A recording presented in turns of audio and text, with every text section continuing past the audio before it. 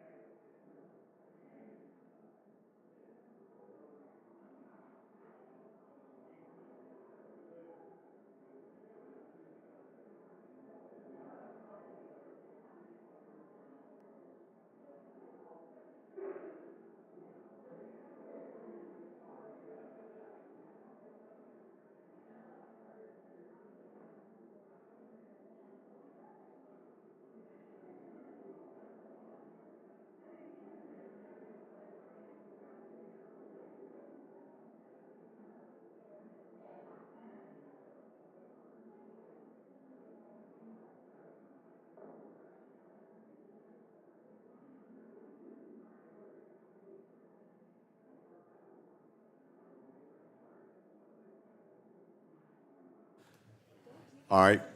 The subcommittee will come to order. The chair recognizes himself for 5 minutes for an opening statement. Today's hearing will discuss 10 bills aimed at improving patient access in Medicare. As our population ages, it is critical that Medicare policies keep pace with patient needs.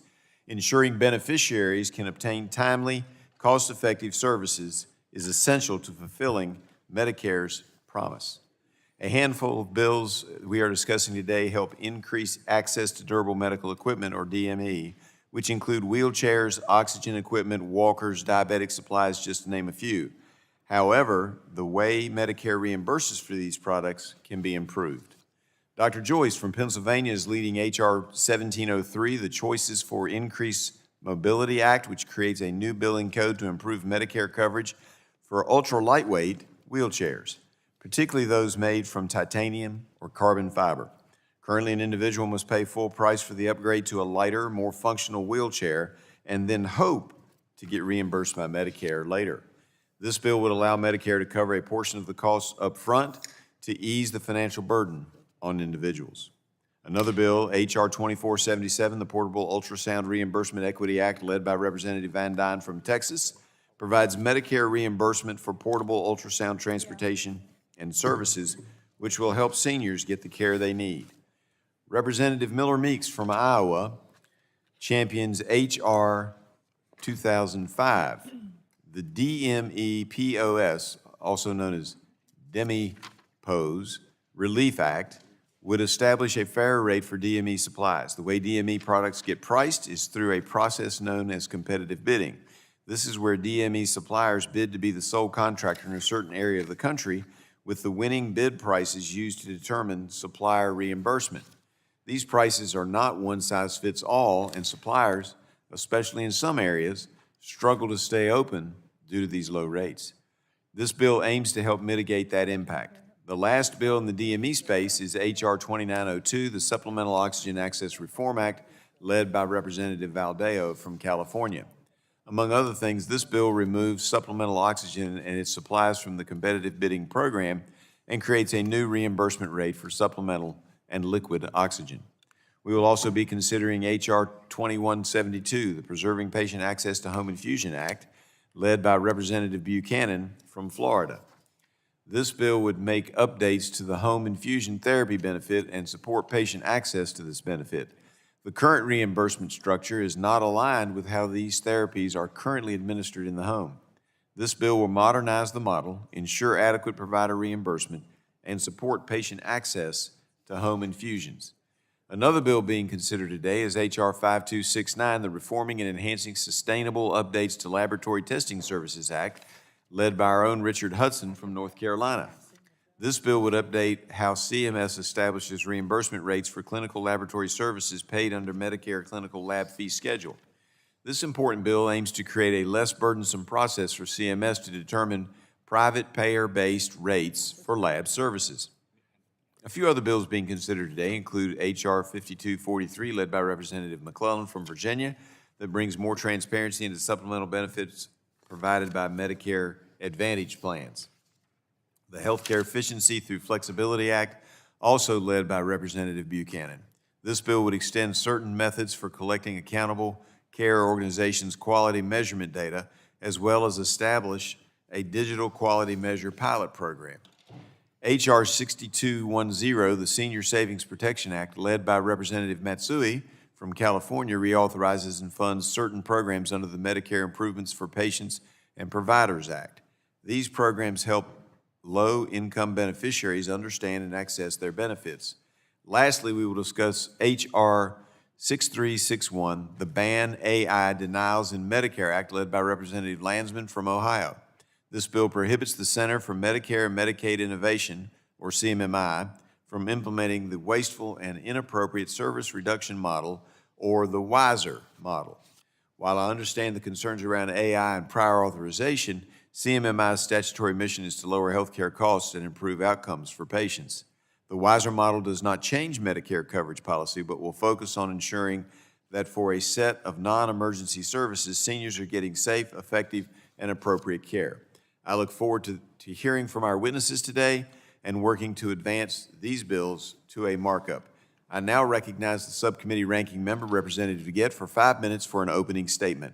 Representative Dingell. Thank you very much, Mr. Chairman. And I will say I'm glad that this committee is finally having another hearing, and I'm glad we're bringing up some bills that overall we can agree on in a bipartisan way. But I hate to tell you, Rome is still burning.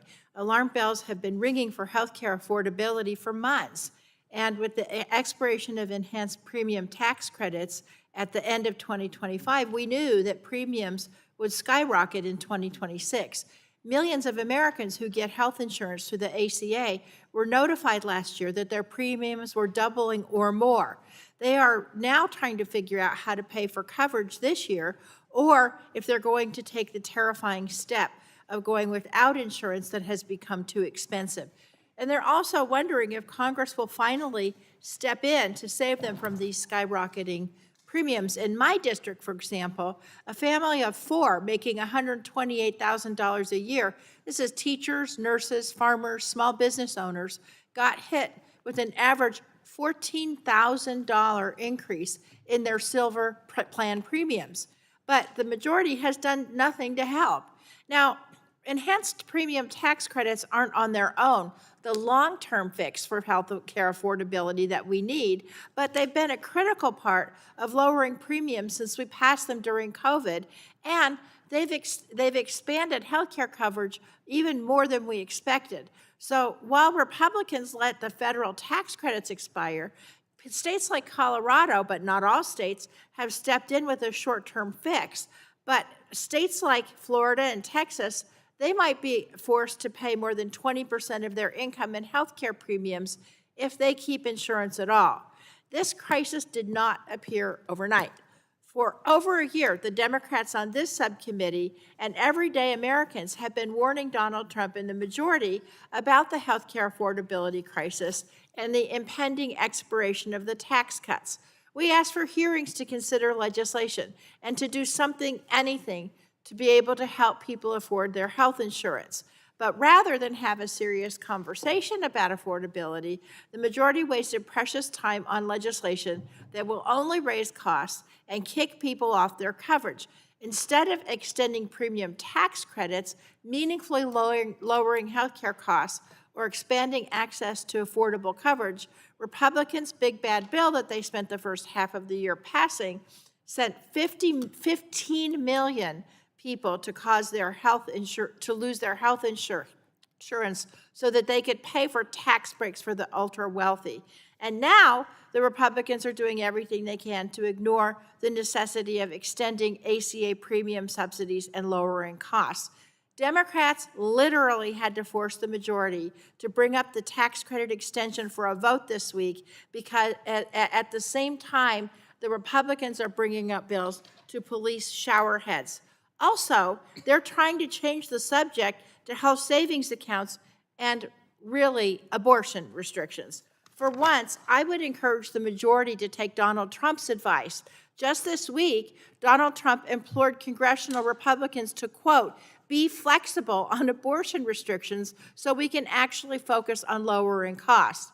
Only time will tell if the majority will listen, but I'm not too hopeful. They've completely avoided the topic of affordability, canceling town halls, holding as few health subcommittee hearings as possible, and simply allowing the crisis to unfold, which is why Democrats, with the help of 4 GOP members who are actually listening to the 3/4 of Americans who support extending the tax credits, have stepped up to bypass the Speaker and put a 3-year enhanced ACA subsidy extension on the House floor, which will be voted on later today.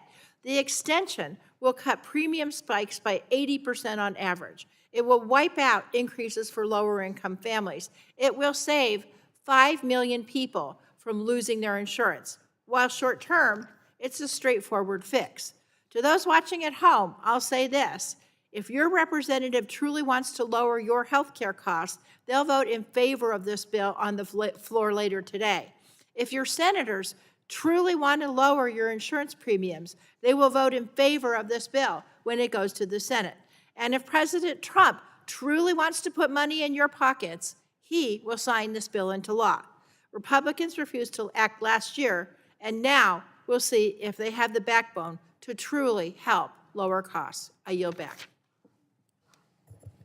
Gentlelady yields back and now recognize the chairman of the full committee for 5 minutes for an opening statement, Mr. Guthrie. Thank you, Mr. Chairman. I appreciate the recognition, and I want to thank all of our witnesses for being here today to this hearing. Today's hearing is important. We'll explore potential solutions to strengthen the Medicare program and enhance seniors' access to care. For example, in 2014, Congress enacted Protecting Access to Medicare Act, which reformed Medicare payments for lab services. But it has become clear the law is not exactly operating as intended, and Congress has frequently modified or delayed aspects of this reform.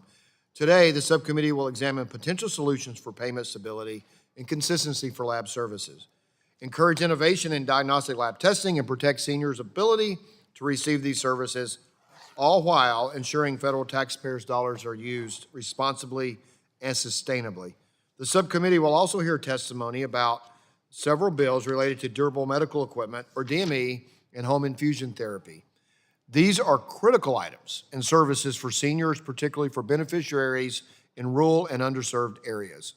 We will also examine the WISER model, which is focused on promoting high-quality, care for Medicare beneficiaries by ensuring that certain services are provided in alignment with existing CMS coverage policies. While I know many patients and providers have frustrations with the traditional prior authorization processes, I also appreciate that our current Medicare spending trajectory is unsustainable. CMMI was created for the express reason of trying new payment models that might make our healthcare programs more efficient and effective. Therefore, we must think creatively to see how CMMI can harness cutting-edge technologies that aim to help beneficiaries avoid unnecessary care. Despite all these reservations, I look forward to a robust discussion on all of the bills before us today. But our work cannot just end here. As we look forward to all the important work we have coming this year, we do need to take a broad examination of healthcare costs. As members of this committee know well, we do not shy away from tackling tough issues within our wide-ranging jurisdiction, and I'm pleased to announce that over the next few months, we will hold a series of hearings to examine healthcare affordability. While some want to talk solely about a small subset of the population, I believe we have to take a broader look at what is driving costs for all Americans. On January 22nd, we will hold a health subcommittee hearing with CEOs of some of the largest health insurance companies representing a cross-section of the marketplace. I am hopeful that we can have a productive discussion about what is truly driving increased healthcare costs and premiums for everyone. From there, we need to look at the entire healthcare system, why prices and costs are going up, and what we can do, hopefully, much of it in a bipartisan way to address these issues. We have that greatest healthcare system in the world. We just need to examine how we can make it more affordable for all Americans. I thank the witnesses for their participation today, and I will yield back. Gentleman yields back. I agree with it, and glad we're doing a lot of hearings on affordability. And I would take a point of personal privilege and recognize the former chairman of this committee. Mr. Walden is in the room. We appreciate him being here. And for those who don't know, it's not a mirror. That's his portrait. That's him. I now recognize for 5 minutes for an opening statement the ranking member of the full committee, Mr. Pallone, for an opening statement. The former chairman still looks good. He looks like the portrait. Anyway, thank you, Mr. Chairman. Today, committee Republicans are holding a hearing on Medicare to supposedly strengthen the program and enhance access to care. Yet congressional Republicans have spent the last year decimating our healthcare system, cutting more than $1 trillion from the Medicaid program, and the biggest cuts in this country's history, and all to fund giant tax cuts for big corporations and billionaires. At the same time, Republicans refuse to extend the Affordable Care Act's enhanced premium tax credits that help low and middle-income Americans afford their health care coverage. And last year, Democrats repeatedly pressed Republicans to take action, but they refused, and so the tax credits expired at the end of 2025.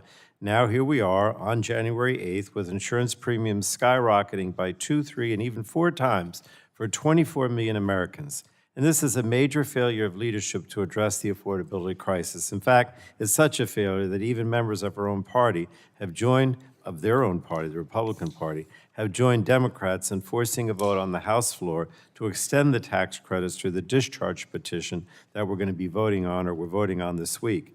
Rather than addressing the health care affordability crisis that seniors and all Americans are facing, Republicans are holding this hearing on Medicare bills that will mostly raise payment rates for certain classes of providers in Medicare. Now, some of these bills, like the Results Act and the Preserving Patient Access to Home Infusion Act, address known payment issues in the Medicare program that we need to fix.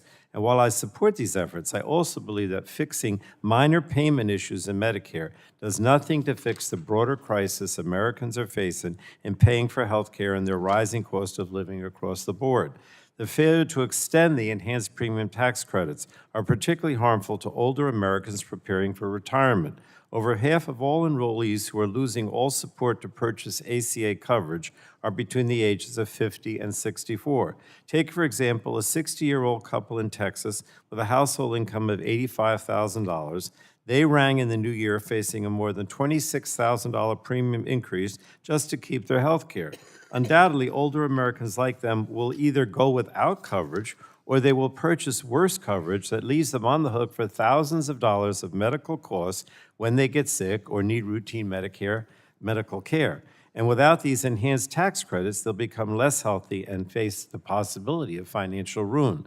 And the failure to extend these tax credits is compounded by the devastating cuts in the big ugly bill that rips health care away from 15 million Americans, increases out-of-pocket costs for millions of Americans, and is already forcing hospitals, maternity care units, and clinics across the country to close their doors and cut services. The big ugly bill even directly attacks seniors and people with disabilities who rely on Medicare. The Republican law makes it harder to enroll in coverage through programs like the Medicare Savings Program that make it possible for seniors struggling to afford health care costs to pay for their prescriptions and doctor's visits. So we must do better for the American people, Mr. Chairman. Fortunately today, we can support an extension of the premium tax credits by passing Leader Jeffries' discharge petition. If Republicans are serious about making health care more affordable and ensuring access to care, they will support the discharge petition today. And with that said, I support some of the bills we'll discuss today, including H.R. 5243, led by Representative Representative McClellan, H.R. 6210, led by Representative Matsui, and H.R. 6361, led by Representative Landsman of our committee as well. Representative Landsman's bill would prohibit the Trump administration from implementing its so-called WISER model, which would impose prior authorization in traditional Medicare by allowing for-profit companies to use AI to perform prior authorization reviews and then give them a cut of the savings if care is denied. And this model threatens beneficiaries' access to timely and necessary medical care, and that's why I support this legislation to halt it. And any future model that imposes this type of coverage restrictions on seniors who rely on traditional Medicare to get the care they need. They don't need to face even more barriers. I mean, there's enough barriers out there without having to deal with this kind of a barrier as well. And with that, Mr. Chairman, I yield back the balance of my time. Gentleman yields back. We now conclude with members' opening statements. The chair would like to remind members that that pursuant to the committee rules, all members' opening statements will be made a part of the record. We want to thank our witnesses for taking their time to testify before the subcommittee. Although it is not the practice of this subcommittee to swear in witnesses, I would remind our witnesses that knowingly and willfully making materially false statements to the legislative branch is against the law under Title 18, Section 1001 of the United States Code. You will have the opportunity to give an opening statement followed by questions from members. And our witnesses today are Susan Van Meter, President of American Clinical Laboratory Association. Welcome. Connie Sullivan, President and CEO of National Home Infusion Association. Welcome. Mr. Thomas Ryan, President and CEO, American Association for Home Care, and David Lipschutz, Attorney and Co-Director of Law and Policy Center for Medicare Advocacy. Per committee custom, each witness will have the opportunity for a 5-minute opening statement followed by a round of questions from members. The light on the timer in front of you will turn from green to yellow when you have 1 minute left, and of course from yellow to red when your time is up. I now recognize Ms.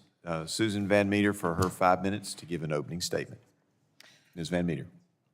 Chairman Griffith, Ranking Member DeGette, Vice Chair Harshberger, Ranking Member Pallone, thank you for the opportunity to testify today. My name is Susan Van Meter. I'm the President of the American Clinical Laboratory Association. ACLA is a trade association representing leading laboratories that develop and deliver essential diagnostic tests for patients and providers across the country. Ensuring innovation in diagnostics and broad patient access to necessary testing requires a Medicare payment system that is fair, accurate, and predictable. Regrettably, the clinical laboratory fee schedule, the only Medicare payment system which statute requires be based on commercial market rates, suffers from significant foundational flaws. Current payment rates are inaccurate, artificially low, and still based on incomplete data from 2016. We are now 23 days away from Medicare cuts to about 800 tests of as much as 15%, hitting laboratories across the country, impacting most significantly routine tests used every day to care for Medicare patients. ACLA strongly endorses the Results Act as a common-sense, smart policy approach to reforming the clinical laboratory fee schedule and preventing deep Medicare cuts from taking effect January 31st. America's clinical laboratories are an indispensable part of the healthcare system, delivering tremendous value to patients and clinicians. Laboratory tests screen for disease, prevent, provide diagnostic information that informs clinical care, support increasingly personalized medicine, contribute to the discovery of new therapies, and help identify emerging pathogens. From routine tests used to diagnose and monitor a wide range of diseases to biomarker testing that enables clinicians to better target treatments, particularly in cancer care. Laboratory testing helps patients avoid ineffective therapies while improving outcomes and reducing unnecessary costs. Laboratory test results serve as the GPS for healthcare decision-making, informing roughly 70% of medical decisions, while payments to the clinical laboratory fee schedule account for less than 1% of total Medicare spending, or approximately $8 billion annually. Despite this value, the clinical laboratory fee schedule lacks the stability and predictability laboratories need to maintain access to testing services that are relied upon by millions of patients and clinicians and continue investing in innovation. The primary challenges lie in the foundational flaws of the Protecting Access to Medicare Act, or PAMA. When PAMA became law in 2014, Congress intended Medicare laboratory rates to reflect the commercial market by using a weighted median of private payer rates reported to CMS. However, the goal was not achieved. PAMA's challenges fall into three core areas. First, CMS lacks access to timely and comprehensive commercial market data that reflect all segments of the laboratory market: hospital outreach, independent, and physician office laboratories, resulting in rates based on incomplete and outdated information. During the only data collection period since enactment of PAMA, CMS based rates on private payer data reported by fewer than 1% of laboratories. Hospital and physician office laboratories were significantly underrepresented, resulting in Medicare payment rates that did not accurately reflect the broader market. And absent further congressional action, laboratories soon will be required to report private payer data from 2019. Those data, collected before the COVID pandemic, will be used to set the clinical laboratory fee schedule for rates for 2027 through 2029. Second, because of flawed data, Medicare payment reductions have been far greater than Congress intended, and current law allows those reductions to continue. Between 2018 and 2020, Medicare payments to laboratories were cut by nearly $4 billion. That's about 4 times the $1 billion reductions projected by the Congressional Budget Office for that period. Congress has appropriately delayed further reporting requirements and additional cuts several times, for which the ACLA is grateful. But without further intervention, deep cuts begin again on January 31st. Third, reporting requirements impose a significant administrative burden on both laboratories and CMS, discouraging participation in reporting and contributing to low-quality data. PAMA requires clinical laboratories to report each and every payment rate from each private payer and the associated volumes for all 1,600 codes on the CLFS. The Results Act fixes these problems. It would base CLFS rates on current, comprehensive, and representative commercial market data, establish guardrails to mitigate rate reductions, and prevent deep destabilizing payment cuts while dramatically reducing administrative burden on laboratories and CMS. I thank you for the opportunity to testify. The ACLA looks forward to continuing to work with this committee to advance common sense legislation that ensures Medicare beneficiaries continue to have access to the diagnostic services they rely on every day. I welcome your questions. Thank you. Thank the gentlelady for yielding back. Now recognize Ms. Sullivan for her 5 minutes of testimony. Thank you. Chairman Griffith, Ranking Member DeGette, and members of the subcommittee, thank you for the opportunity to testify today. My name is Connie Sullivan, and I serve as the president and CEO of the National Home Infusion Association, and I am also a licensed pharmacist. NHIA represents pharmacies that coordinate and deliver home infusion care to patients across the country. Home infusion is a mainstream part of modern healthcare delivery. Every year, over 1 million patients rely on home infusion to treat serious infections, immune disorders, cancer, heart failure, and other complex conditions. Home infusion is strongly preferred by patients because it helps them get the IV medications they need with the least disruption to their daily lives, allows earlier discharge from the hospital, and lowers the risk for complications such as drug-resistant infections. Despite these well-established benefits, home infusion has largely been out of reach for patients with traditional Medicare. The Medicare home infusion benefit only covers a handful of available drugs and is limited to a set of professional services that occur face-to-face in the home. As a result, Medicare beneficiaries remain significantly underserved compared to those insured under commercial or other government plans. Despite clear evidence of safety, patient preference, and system-wide cost savings, Medicare's restrictive and incomplete benefit design impedes access to home infusion. This assessment was confirmed in a 2010 study conducted by the Government Accountability Office. Their report accurately summarized the differences between Medicare and the commercial market and is still relevant today. Today, I'm here to urge your support for H.R. 2172, the Preserving Patient Access to Home Infusion Act. This bill matters because Medicare still does not have a complete home infusion benefit, and this bill addresses a real access problem for America's seniors and people with disabilities. Without home infusion access, seniors must travel back and forth to facilities or extend their hospital stay to receive these necessary and often life-saving treatments. Here's a common example. A patient develops a serious infection due to an injury and is hospitalized. After a few days of IV antibiotics, the patient stabilizes and is ready to be discharged, but must finish the 14-day course of daily IV antibiotics to ensure the infection doesn't reoccur. If this patient has commercial insurance, they would most likely be discharged to home because it is a safe, effective way to finish therapy using the least intensive medical resources. For Medicare beneficiaries, discharge to home, especially for IV antibiotics, is more difficult because the Medicare structure does not support the home-based model. As a result, patients are directed to higher-cost institutional pathways, having to make daily trips back to a hospital for infusions or be admitted to a long-term care facility for the duration of therapy, even when the patient has the appropriate caregiver support to complete that treatment at home. This challenge is especially notable in rural communities where the closest facility that can perform infusions may be hours away. For many patients, daily travel may be unrealistic, especially for someone who's medically fragile, has mobility issues, or is dependent on a family member for transportation. Without a workable home option, rural patients may be more likely to end up in a long-term care facility simply because there is no alternative supported by Medicare. The Preserving Patient Access to Home Infusion Act fixes this coverage gap by modernizing the Medicare benefit so that more patients can access home infusion. The bill addresses gaps in the current Medicare benefit by establishing appropriate coverage for the supplies and full scope of professional services needed to support home infusion care.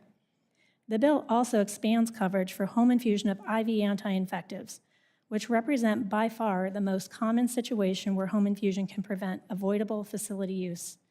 With these changes, more home infusion providers will be encouraged to participate in the benefit, which will then expand access across the country for patients with a variety of needs.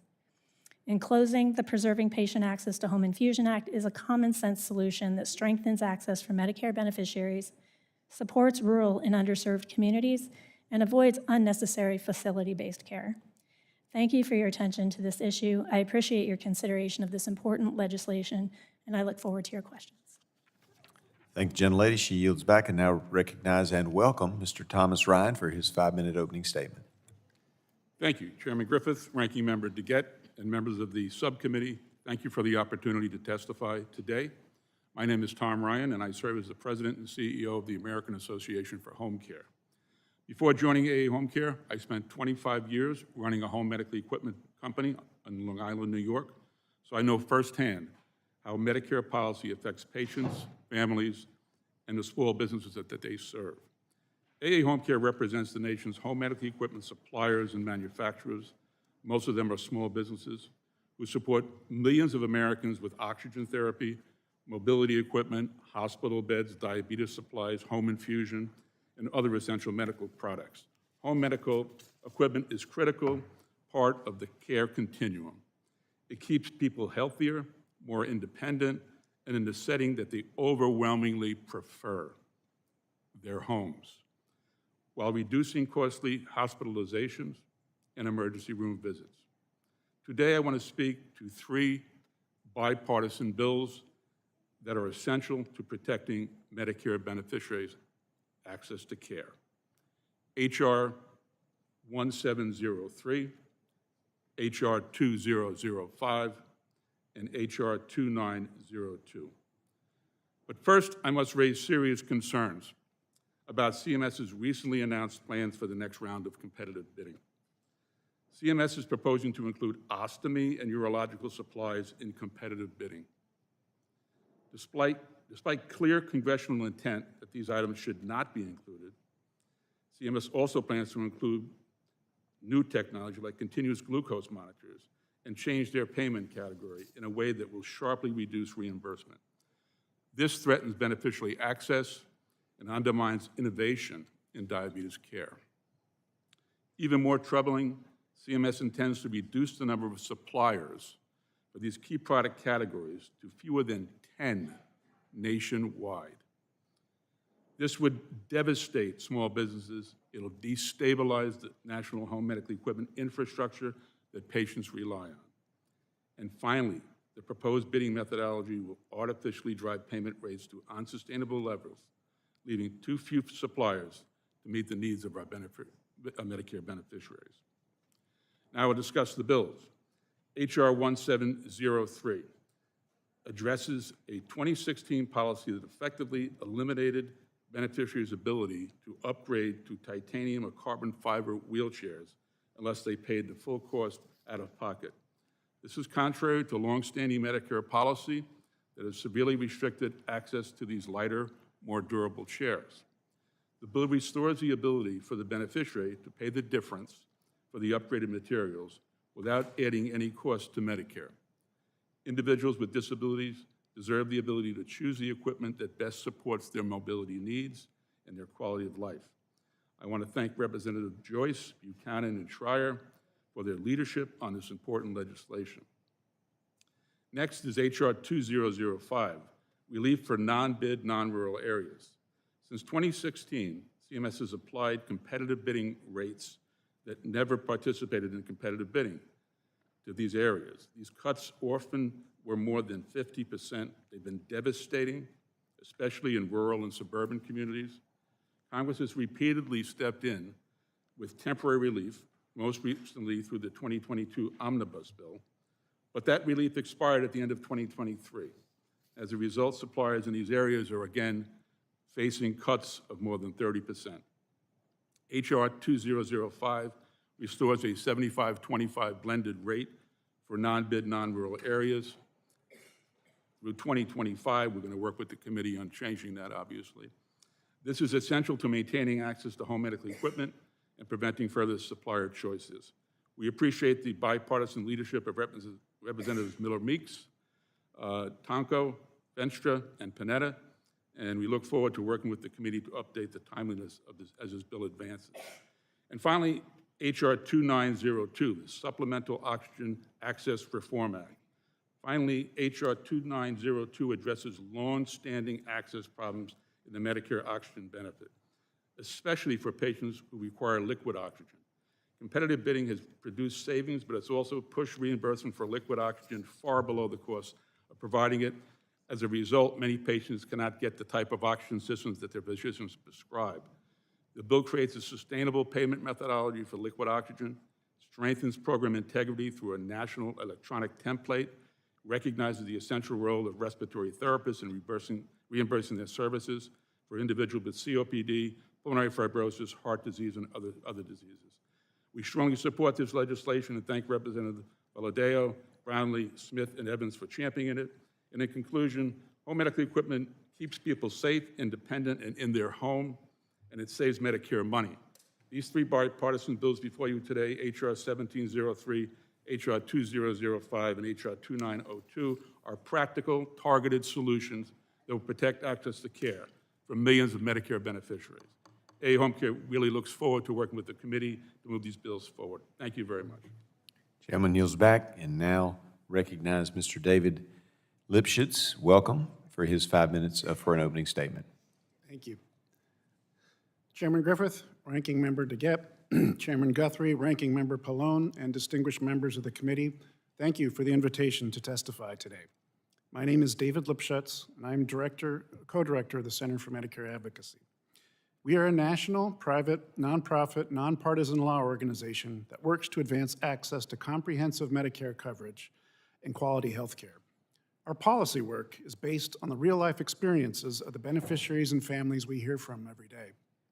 We appreciate the committee's focus on improving access to care for Medicare beneficiaries. I'd like to express support for 3 bills at issue in this hearing today, which I will discuss in turn. First, H.R. 6210, the Senior Savings Protection Act, would provide a 5-year reauthorization of critical funding for state health insurance assistance programs, area agencies on aging, aging and disability resource centers, and the National Center on Benefits Outreach and Enrollment. First established under the Medicare Improvements for Patients and Providers Act, or MIPA, since 2008, this funding has provided essential outreach and enrollment assistance for millions of low-income older adults and individuals with disabilities, including help with enrollment into programs which provide assistance with Medicare premiums and costs. Reauthorizing funding for 5 years will help ensure that community-based organizations can continue their important work helping older adults and individuals with disabilities access needed care and lower their health care costs. This critical work includes helping people enroll in Medicare Savings Programs, or MSPs, and the Part D low-income subsidy. MSPs are Medicaid programs that help with Medicare costs for those who qualify. These programs, though, are significantly underutilized, with roughly half of individuals eligible actually enrolled. The need for education about and assistance with enrollment in MSPs is even more important following passage of H.R. 1, which delays implementation of a rule streamlining eligibility and enrollment in MSPs, which will result in fewer people accessing this financial help. Reauthorization of MIPA funding will help these vital community organizations, SHIPs, AAAs, ADRCs, and others continue to provide needed assistance in their communities. Second, we offer our support for H.R. 5243 to amend Title 18 of the Social Security Act to increase data transparency for supplemental benefits under Medicare Advantage. Due to significantly higher payment to Medicare Advantage plans than Medicare spends on enrollees in traditional Medicare, virtually all Medicare Advantage plans provide supplemental benefits, items and services that are not covered in the traditional program. However, such benefits are not standardized and vary considerably by plan. Research demonstrates that while beneficiaries value supplemental benefits in theory, and these benefits are a major driver in plan marketing and beneficiary selection, many enrollees do not utilize the full range of supplemental benefits available to them. The data collection outlined in this bill, particularly at a granular enrollee level, along with the required public reporting requirements, would make available essential information about how specific supplemental benefits vary across plans, how and whether they are used, and how much they cost enrollees. With more than half of Medicare beneficiaries enrolled in MA plans, this bill would provide needed transparency and oversight of the MA program. Finally, we offer our strong support for H.R. 6361, the Ban AI Denials in Medicare Act. This bill would prohibit HHS from proceeding with the Wasteful and Inappropriate Services Reduction, or WISR model, which began in 6 states just last week, and would also prohibit the implementation of payment models testing prior authorization in traditional Medicare. Currently, prior authorization requirements are applied to a very limited set of services in traditional Medicare, while virtually all Medicare Advantage enrollees are subject to prior auth, particularly for more expensive services. Extensive research and studies and our own experience have found that prior authorization requirements can result in inappropriate denials and delays in obtaining medically necessary care. When appealed, over 80% of MA denials are partially or fully overturned, but too few people appeal, meaning millions of beneficiaries are foregoing their right to appeal and going without necessary care. In recent years, problems with prior authorization in Medicare Advantage have been exacerbated by insurance companies or their vendors using AI or algorithmic software to aid their decision-making. The WISR model borrows some of the worst elements of Medicare Advantage with respect to accessing care and injects them into traditional Medicare. The model employs private vendors using AI or algorithmic tools to review and approve or deny coverage. Such vendors are compensated in part based on a share of averted expenditures, in other words, a reduction in approved services, creating financial incentives to deny care. Prior authorization is often dangerous for beneficiaries, far too burdensome from providers, and has no place in traditional Medicare. We strongly support this legislation that would halt the deeply flawed WISR model and prohibit future models that would incorporate harmful prior authorization requirements in traditional Medicare. Thank you again for the opportunity to testify and look forward to your questions. Thank you very much. We will now begin our questioning period. I ask that members not begin a new question to our witnesses as their 5 minutes expire. and would encourage members to submit written questions for the record if they have additional questions when their time is up. I now recognize myself for 5 minutes. Let me start with some good news. We always need some good news. I was able to attend a ribbon cutting on Monday for the Stewart Community Hospital in Patrick County, Virginia. It was a reopening of one of my rural hospitals that had previously closed down back in 2017, and that's just really good news, and was very, very pleased to be there. All right. Ms. Van Meter, I have concerns particularly about routine tests that patients rely on every day. In your testimony, you mentioned one such test, a complete blood count test that regularly is furnished by these smaller labs. That is currently reimbursed under the clinical lab fee schedule at $7.77.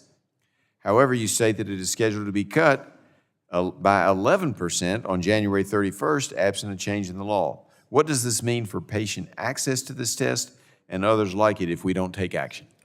Thank you, Mr. Chairman, for the question. A CBC is a very commonly ordered test. It can tell us quite a lot about monitoring a patient's condition, diagnosing it, the health of their immune system. It can often be the first sign that there may be a blood cancer like a leukemia. And you're exactly right. The Medicare program currently reimburses $7.77 for this extraordinarily valuable test. That means the blood draw, the transportation to the laboratory, the medical laboratory professionals who assess that sample, run the test, and deliver the results to the patient and their clinicians. And that is done for $7.77. It's a perfectly illustrative test of the value of clinical laboratories. Now, that test is among the most common tests ordered, and common tests are subject to a disproportionate level of reductions under PAMA. Those cuts take place on January 31st. For smaller laboratories in rural or frontier communities, for example, that have more narrower menus that focus really on those essential common tests, we have significant concerns about them being able to weather these deep Medicare cuts, again, that are disproportionately hitting those common tests that Medicare beneficiaries rely on every day. And let me see if and you correct me if I've got my translation wrong, but if you're in a big city and you're doing 1,000 of those tests a day, you might be able to justify the 777, maybe a little bit of a cut. But if you're in a rural area where you're doing 5 of those tests a day, there's no way you can possibly manage it for that amount of money. And so you've either got to decide whether you close up shop or whether you just stop doing that test. Is that what I'm hearing? Well, I think the impact could be profound for smaller laboratories in particular, but I must say even larger laboratories, whether they be in urban areas or small communities, there can be large laboratories in small communities, it is extraordinarily difficult to have the professional laboratorian staff and the infrastructure, these labs run 24/7, to be able to carry out that service in a timely fashion for $7.77. They're committed to doing so. ACLA members are committed to doing so, but we worry profoundly about the impact of those reductions. All right, I appreciate that. Mr. Ryan, appreciate you being here today. And you raised a couple of questions in your testimony, but I'm going to go to my set question first, and then we'll see if we have time to get to the others. My district is considered very rural by many metrics. I represent Southwest Virginia and Southside Virginia, Appalachian region of the Commonwealth. According to the competitive bidding process that CMS implements, CMS determined that a good portion of my district is non-rural. Can you briefly explain how CMS decides this designation? Because I'm looking at the map here of what's considered non-rural, and I can't figure it out. Thank you, Mr. Chairman. A lot of people can't figure that out. Medicare used a set of zip codes, and in the zip codes, they chose what areas of the country were going to be competitively bid, the CB areas of the country, what areas of the country would be rural areas of the country, and then what areas of the country would be non-bid, non-rural areas. So your district probably has a lot of these non-bid, non-rural areas. Obviously, HR 2005 would help with that. The SOAR Act would help with that, because you get increased reimbursement for those product categories if that, in fact, comes into place. But that is a common question that's asked, and people are questioning CMS's methodology on that zip code application, and it is just one of the flaws of the program. Well, and I'll have to check into that further, and I appreciate your answer, because I've got a couple of counties, some of them I understand, but then I've got a couple of counties and a couple of communities that I just can't figure out how Duffield or Newcastle in Craig County, a county that has about 4,000 people and is owned by the National Forest Service, about half of it's owned by the National Forest Service, how that's not rural. I don't understand that, but c'est la vie. Can you, for the people back home, can you please explain what has already been done to help rural areas subject to competitive bidding? Yes, we had worked with Congress in the past, and we've enacted the 75-25 blended rate, which I said was in effect essentially till the end of 2023. And we've also worked with Congress and worked with the administration, and in that rural area of America, which originally was being reimbursed at 110%, we made it, well, it's not permanent, nothing with CMS is permanent, but we have a fix now that we get paid a 50-50 blended rate. Now, these percentages we talk about are essentially the adjusted amount or the bid amount and the unadjusted amount. All right. So I appreciate there's been it. some help. I will apologize to the committee. I violated my own rule and asked a question as time was running out, but didn't realize it until after I'd asked the question. So I apologize for that, and I will have more questions for the record. I now recognize the ranking member, Ms. DeGette, for her 5 minutes of questioning. Thank you so much, Mr. Chairman. I want to thank all of the witnesses for coming today, and I particularly want to single out Ms. Sullivan because she's my neighbor to the north in Lyons, Colorado, and welcome. And also because the home infusion benefit that in the bill that she's talking about was originally in 21st Century Cures Act that was, and anybody who was here then voted for that bill, and it allowed beneficiaries to be administered infused drugs in a home setting to begin with. So this is a common sense expansion of that, and I want to thank you. One of the themes that goes through all of these bills is an attempt to reduce costs for beneficiaries and for Americans. And so I just want to talk about one thing the Democrats have done to bring down costs. On January 1st, thanks to our bill that we passed under the Inflation Reduction Act, negotiated drug prices went into effect under Medicare Part D. And now Medicare is going to negotiate the prices of certain high-cost drugs. Mr. Lipschutz, what reduction in list price did this first round of negotiations achieve? Thank you, Ranking Member. When the prices were first announced, the discounts dependent on the drug ranged from roughly 40% to 80% discounts. Because of the negotiation. Exactly. And how much is this projected to save people on Medicare? It's projected to save Medicare beneficiaries about $1.5 billion in out-of-pocket expenses this year. Wow. Now that's tangible savings that American seniors will feel in their pocketbooks. In the meantime, President Trump threatened extreme tariffs on drug companies if they didn't make deals with him. So let me ask you, this is a little out there, but does that sound sort of like extortion to you? Kind of sounds like it, yeah. And why is that? Well, it's, I believe the negotiation tactics were exchanging the lack of pursuing tariffs in order to extract promises from different companies. Now, are the details public that you know of? No. And companies that have made deals with the Trump administration, they haven't significantly revised their revenue projections so far. Does that seem like the behavior of companies that have agreed to take a revenue hit in this country? Doesn't sound like it. No. Okay. So I want to say that what we need to do, we as we're reforming healthcare in this country and looking at lowering costs, we need to do things that actually will lower costs, like this Medicare price negotiation.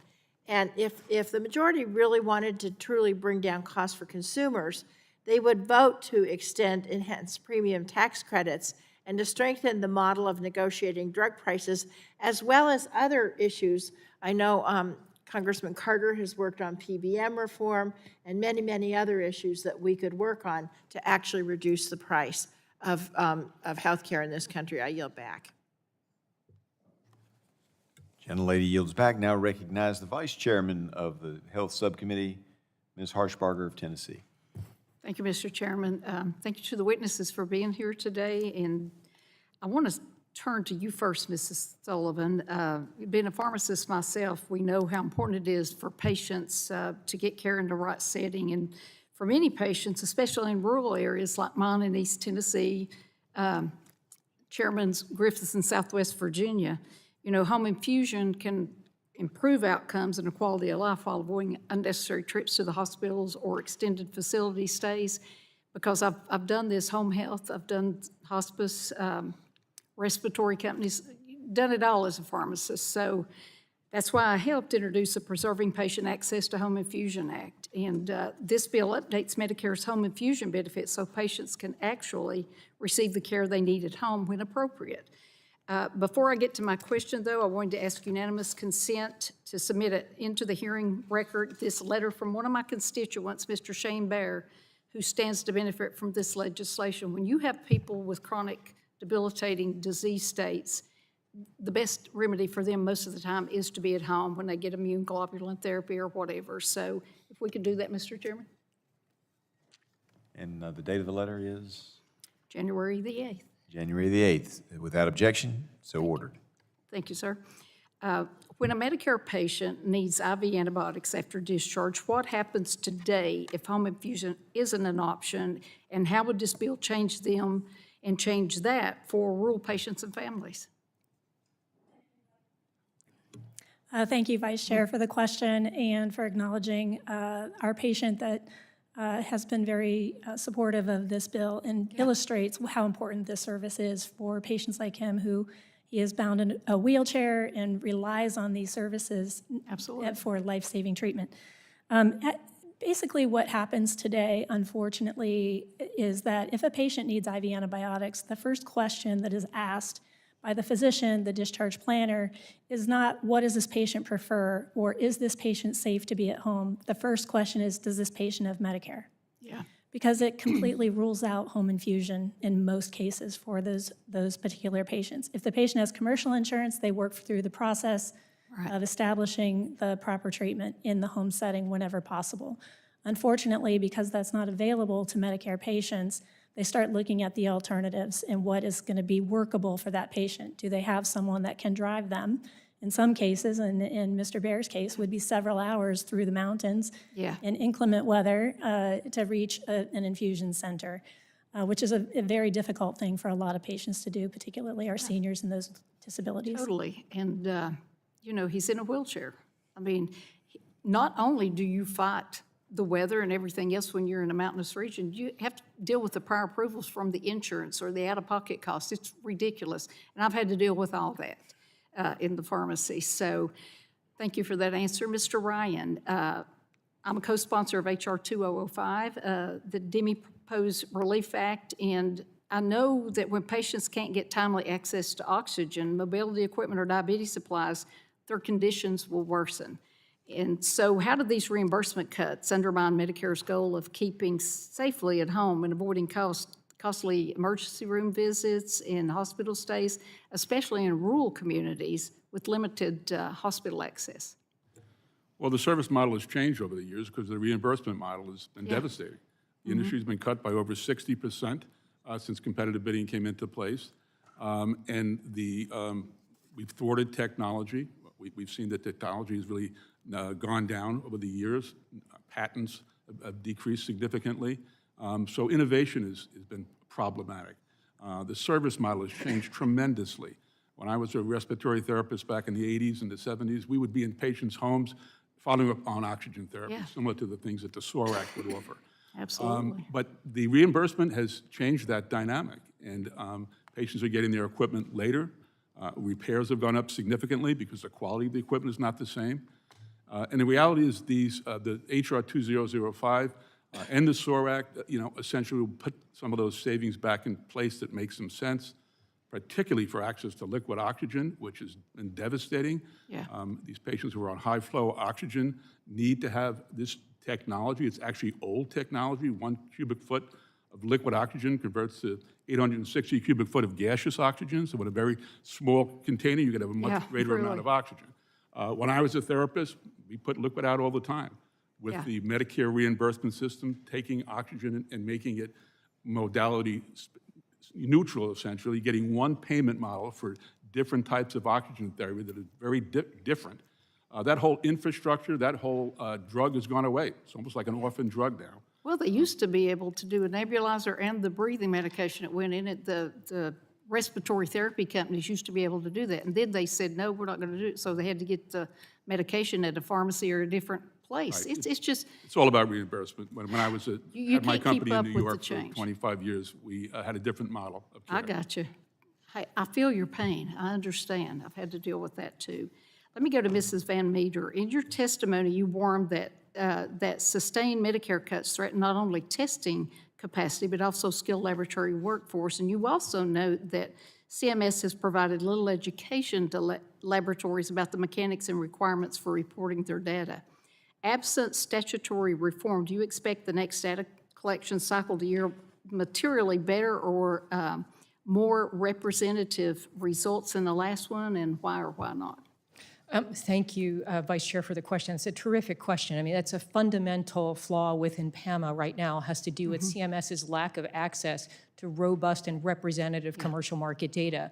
And if we were to move forward with that data reporting period come February 1, it's data from 2019 that labs would have to report for every payer with whom they do business, for every test on their menu, what those rates are and the associated volumes. Not only are systems old, computer systems from which those data would have to be gathered, that's a fundamental challenge, but you're exactly right, the training on what data and what mechanics need to be used to get those data in have not really been done in any sufficient way. So we're tremendously concerned that the reporting would be lackluster. The first time that data were reported, 2016 data, fewer than 1% of laboratories across the country reported data, and those data were used to set rates. So without that comprehensive, robust, representative data, you've got artificially low data that we've been living with. Well, I've got more questions, and I know my time's up, so I yield back. Thank you, sir. Gentlelady yields back. Now recognize Dr. Schreier of Washington for her 5 minutes of questioning.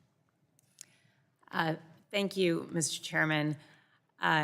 Thank you to Ranking Member DeGette. Thank you to all of the witnesses for this for being here for this interesting hearing.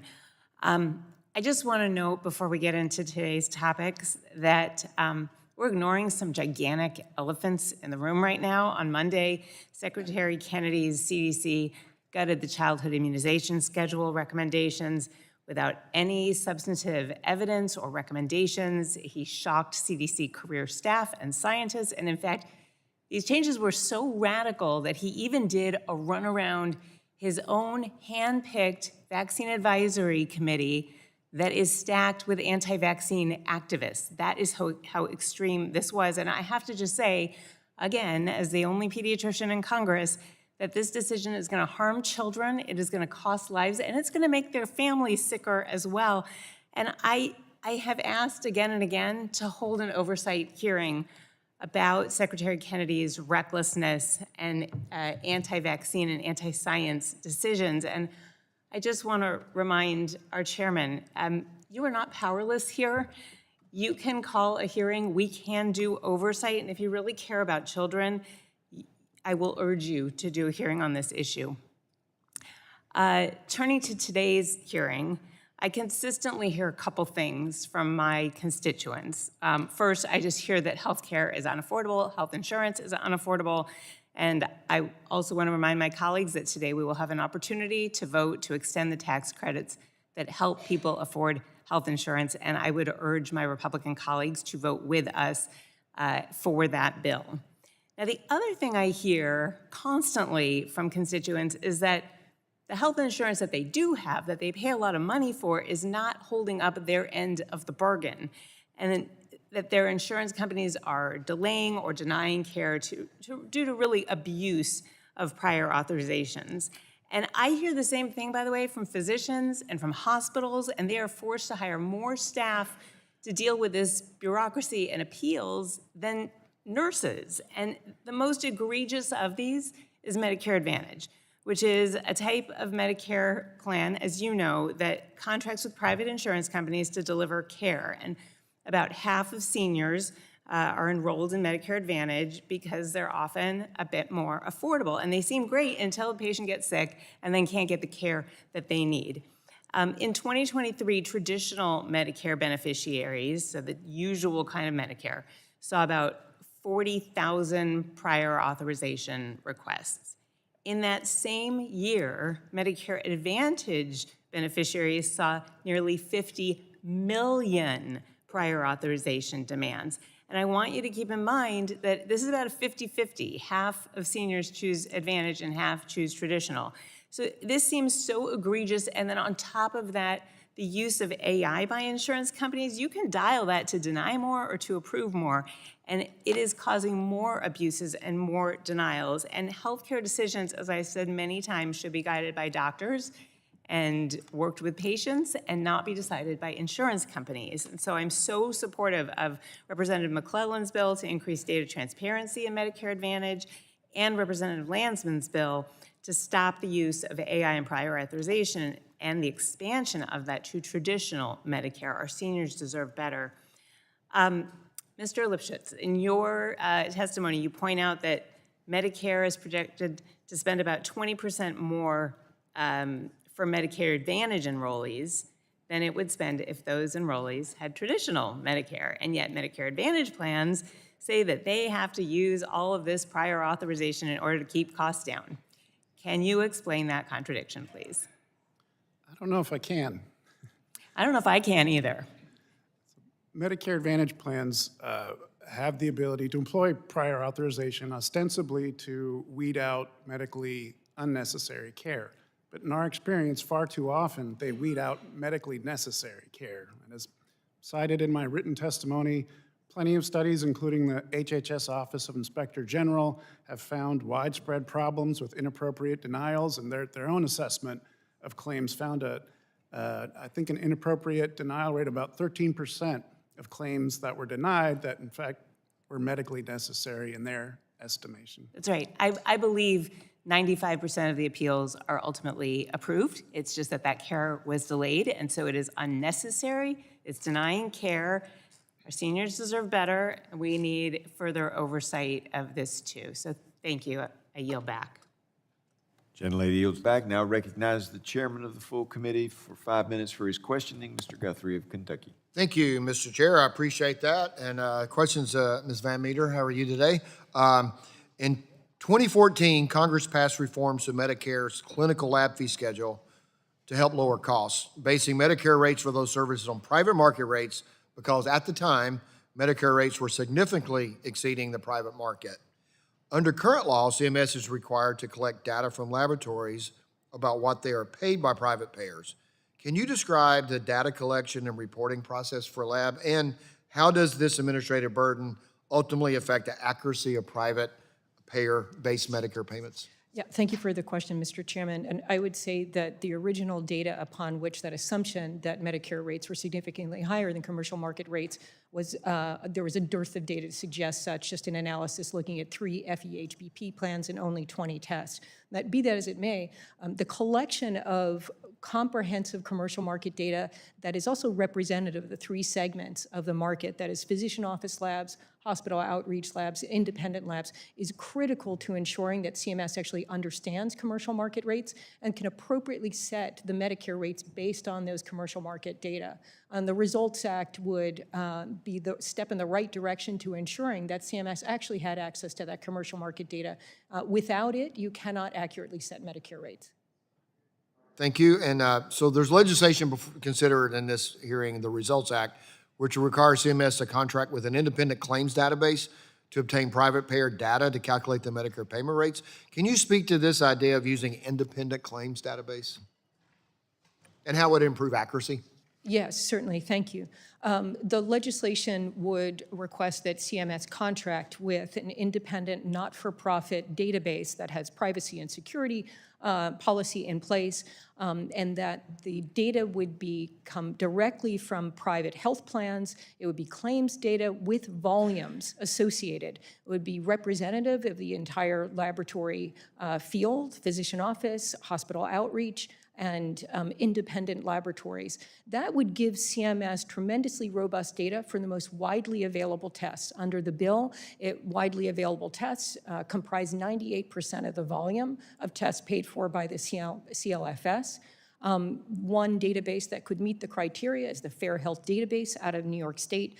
Currently, 20 states across the country use the Fair Health Database for any number of reimbursement-related policies, including no surprise billing, for example. And CMS considers the Fair Health Database, which has 54 billion claims in it, to be a qualified entity and have statistically significant data across the country. You know, the most important thing for us in solving this issue is how it affects the patient. Yes. That's how the patients get the care that they deserve. And so, as more personalized and targeted treatments come to market, can you discuss the importance of innovation in the clinical space and how payment reform impact will affect the patient access to care and innovation? Absolutely. Innovation in diagnostics is really driving personalized medicine. It is changing healthcare as we know it. Diagnostics are truly the GPS of healthcare. We are able to determine, in a cancer, for example, exactly the mutation that a patient may have in a solid tumor to determine precisely the right therapy for that patient and to monitor that treatment. That is because there has been longstanding innovation, investment in research and development. With an unstable payment system and a threat of reductions that constantly hangs over the head of clinical laboratories, you compromise the capacity to have long-range R&D. And while labs are investing today, if we were able to move towards the Results Act, you would take away that threat of constant reduction and uncertainty, and thereby allow for greater investment and more advances to benefit patients. Okay, thank you. And then I'll close with this. I appreciate Dr. Shar bringing up pre-auth. We have to figure that out. I've sat with providers. I'm not a doctor. I know you are, Dr. Shar, so you can read the information, but I can't. But they presented to me cases that got approved and cases that didn't get approved. And from what I could tell, there was a little difference between what was approved and what wasn't approved. And so, you know, some of the moves is, well, why have pre-authorization at all? Because if the doctor makes the decision, let them make it. Well, we do have to be concerned about people setting up entities and taking advantage of not having any pre-authorization whatsoever. So that is something we have to get right, though, because people are being denied care. They'll get eventually, or people or providers are denied payment that they'll get eventually because of this process. And so I know Texas has done something called the gold standard. As long as you operate within parameters, then there's ways to fix it. And hopefully, Dr. Shar, all of us can work together to figure that out, because we want patients to get the care that they need, that the providers determine they need, and the providers get paid for doing the care. And so hopefully there'll be an opportunity. We have insurance agent managers or CEOs in front of us recently to bring that up as well. So thank you for bringing that up, and it's something we need to deal with. I'm sorry, my time's expired. Gentleman yields back. Now recognize the gentleman from California, Dr. Ruiz, for his 5 minutes of question. Thank you, Mr. Chairman. This is the first time this subcommittee has met in months. And while I don't want to underplay the importance of the bills under consideration today, I think we need to first acknowledge how out of touch it is that while our constituents are suffering from the Republican fabricated healthcare affordability crisis, they refuse to hold a hearing about it. Many of my constituents have been faced with overwhelming spikes in their ACA premiums because this Republican majority Congress refuses to extend the enhanced premium tax credits. This politicking impacts real people. In fact, I'm going to read you a letter from my constituent, Frank, who wrote to me that shows the kind of affordability crisis Americans are facing across the country. Here's Frank's story from Indio, California. Quote, "For my family, the change is immediate and severe. Our marketplace monthly premium would jump from $704.20 to $1,869 for the highest deductible, least desirable coverage available. That kind of increase forces families like mine to make impossible choices." You know, Frank is not alone.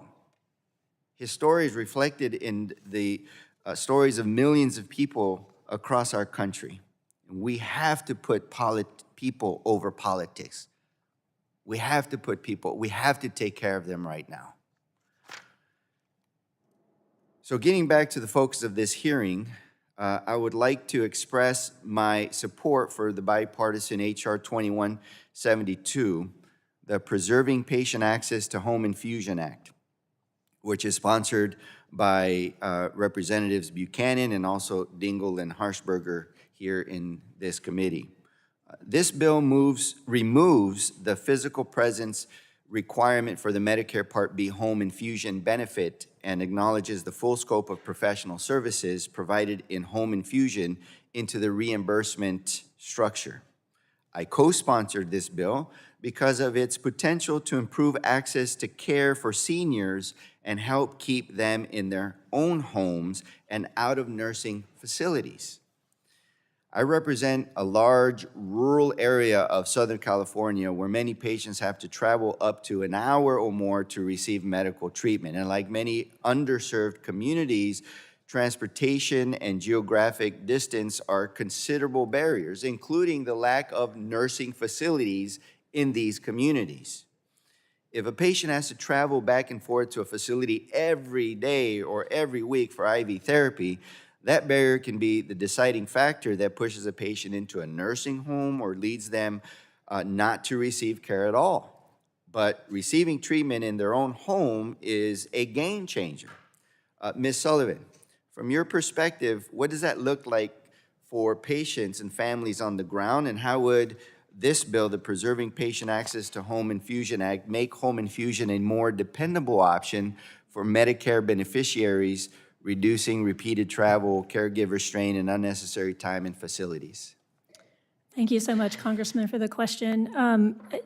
You state the problem very clearly, and I wish I could say it was a rare problem, but it's not. Every home infusion company throughout the country gets a call every day from a physician or a hospital saying, I have a Medicare patient, I really need them to get home infusion because I don't know how else they're going to get this treatment. And it just puts everyone in an impossible position. Families have to then make decisions about whether to be separated by hours from a loved one who needs to go to a skilled facility. And physician, you know that when you need an IV therapy, you need an IV therapy. There's not simply an easier oral option that will take care of the problem. These issues are more urgent, more critical, and the IV is necessary. And so home infusion simply removes those barriers. It removes that stress. It removes the burden on the family to be able to bring that care to the home and provide all of the services that make it possible for that family to perform the infusions confidently, safely, and effectively, and cost-effectively. Thank you very much. I yield back my time. Thank the gentleman. The gentleman yields back, and now recognize the gentleman from Florida, Mr. Bilirakis, for his 5 minutes of question. Thank you, Mr. Chairman, and thanks for convening this very important hearing. Improving Medicare is such a pressing issue for seniors in Florida and across the country, obviously. I'm proud to support many of the bills on the agenda today, including the Senior Savings Protection Act, which reauthorizes critical programs for low-income Medicare beneficiaries. I've heard testimony from volunteers and program participants and the impact of the Medicare Improvement Program. It's felt in my district. I also co-lead the Results Act with Mr. Hudson, and of course Mr. Peters as well, and other co-sponsors. Strong clinical laboratories are vital to delivering high-quality care, especially for seniors who depend on timely testing to maintain their health. I'm glad we are discussing this key legislative initiative to protect access to essential clinical laboratory testing services and help ensure that families in Florida and, of course, across the country have the benefit of the crucial information those test results offer. You all know that one of my top priorities, of course, is improving access to cutting-edge medical innovation. So my first question is, Ms. Van Meter, your testimony speaks to the importance of clinical lab tests in delivering care. Can you elaborate more on this role, particularly for patients with rare diseases, please? Thank you, Mr. Bilirakis. Yes, absolutely. It's incredibly important that a patient and their physicians have access to a comprehensive set of tests. That does, of course, include routine tests, but also tests for rare diseases. Let me give an example of a rare disease, autoimmune encephalitis. A patient that has autoimmune encephalitis may present with symptoms of confusion, memory loss, maybe psychiatric symptoms. Those types of symptoms really clearly mimic common conditions like a dementia, for example. But that patient with autoimmune encephalitis, that is an autoimmune triggered swelling of the brain, that is a disease that is treatable. And if that patient gets steroids and other therapies, they can overcome that disease. If they don't get that rare disease test, they aren't clearly diagnosed, that disease can be fatal. Other examples of rare disease testing that apply to Medicare beneficiaries, but also our youngest patients, include rapid whole genomic sequencing. These types of technologies are uniquely situated to discern and diagnose unique and rare conditions. Rapid whole genomic sequencing can diagnose hundreds, thousands of conditions. It can help patients and their family end diagnostic odysseys, and this yields actionable results in 50, 60% of the time. That is the kind of information that patients and their families deserve. So testing for rare disease is extraordinarily important, and we worry about innovation being curtailed by deep and persistent reductions. Thank you. Well put. Mr. Chairman, I ask unanimous consent to enter to the record a letter from over 30 leading organizations representing patients with cancer, diabetes, kidney disease, sepsis, autoimmune disorders, and a myriad of other conditions, urging Congress to act, stating that access to timely and accurate diagnostic information is foundational to patient health care and well-being, of course. So thank you, and I ask for this to be admitted into the Does the record. gentleman have a date on the letter? Yeah, it's November 19th, 2025. Without objection, so ordered. Thank you. And I'll yield back, Mr. Chairman. Gentleman yields back. Now recognize Ms. Barragan for her 5 minutes of questioning of California. Thank you, Mr. Chairman. Mr. Lipschultz, I want to start with you. First of all, thank you for the work that you do for the Center for Medicare Advocacy.